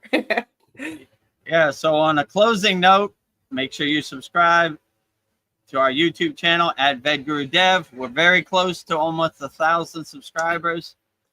Get us over that mark. Support the cause. Support the movement. It's free. All you have to do, if you're watching this on YouTube and you haven't subscribed, make sure you subscribe to @Vedagurudev YouTube channel. Also, if you want to discover the secrets of Kriya Yoga, 100% free.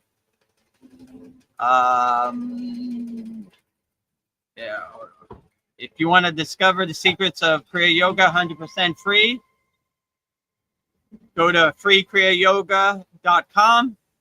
I think we have over 420 members right now, so it's 100% free. Join our group. We have great beginner Kriya Yoga classes in there, 100% free. It's way better than anything you would pay for or any other online courses. And join there. If you enjoy the benefits and the value and you want to support the cause and support the movement, you want to master the supreme science of Kriya Yoga, go to kriyayogamasterclass.com. and we will guide you and help you on the path of Kriya Yoga. Yes. Same like we've done for Veronica, Mariana, Paul, Kyle. We have a very loving Kriya Yoga family in our Kriya Yoga school. So it's very outstanding. And we do this Vedagurudev Soul Talks live from a Thailand beach every Sunday, 9 p.m. Eastern Standard Time. We usually go 3 hours, which we're over 3 hours now. And every Wednesday at 9 p.m. Eastern Standard Time, we do a satsang. So that will be coming up on Wednesday. Every new moon and full moon, we do the yagna like we showed earlier, burning up all our members' problems. And every Saturday, we have a live class, 11 a.m. Eastern Standard Time, which usually goes for 2 hours. And this will be our 74th class this week on Saturday. So a lot of information. You choose what works best for you. That is the best way. And regardless of what you choose, we love you the same. And no judgment. So no judgment. With that said, we will end with Babaji's Mula Mantra, which is Babaji's direct phone number. Calling Babaji. If you're ever going through something and you need Babaji's assistance, call on Babaji. And Babaji's Mula Mantra is Om Kriya Babaji Nama Om. And Veronica will say it so beautifully right now. Om Kriya Babaji Nama Om. Om Kriya Babaji Namo.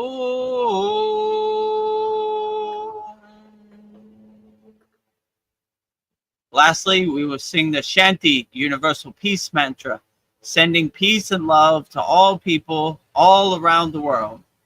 And Veronica will sing it so beautifully right now. Om Shanti, Shanti, Shanti. Shalom, Sat Nam Sadhu Tao Em. Om Spirit, Swami Kami, Amen, Amen, Umen Selah Hom. Om.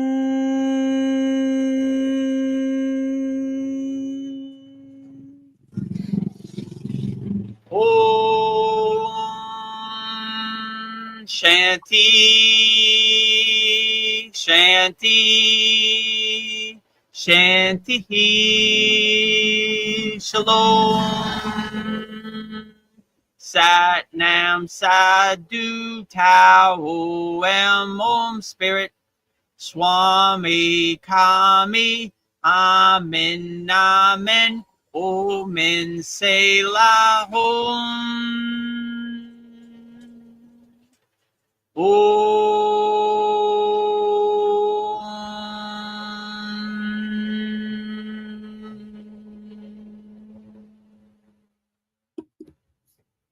Are you feeling spiritually lost, like you've tried everything, YouTube videos, online courses, even meditation apps, but still something is missing? Wondering, is this all there is? The world is loud and chaotic, and your soul is overwhelmed, craving inner peace, but you can't find your way back to yourself. This is exactly why I created the Kriya Yoga Masterclass and my proven soul coaching system to help people just like you. This isn't a video you watch and forget. It's a daily spiritual lifeline that brings you back to your soul. So if you're done feeling lost and you're ready to start transforming, then come join us. This is more than a course. This is your lifeline. Go to kriyayogashop.com. Kriya Babaji Nama.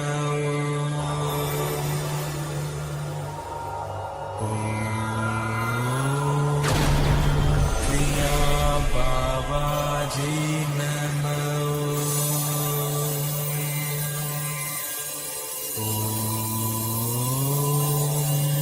Kriya Babaji Nama.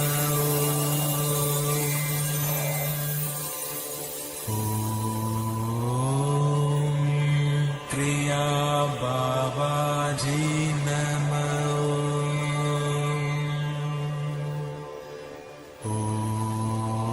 Om Kriya Babaji Namo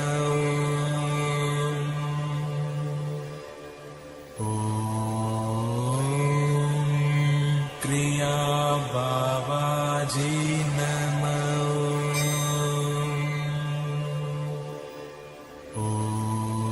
Om Kriya Babaji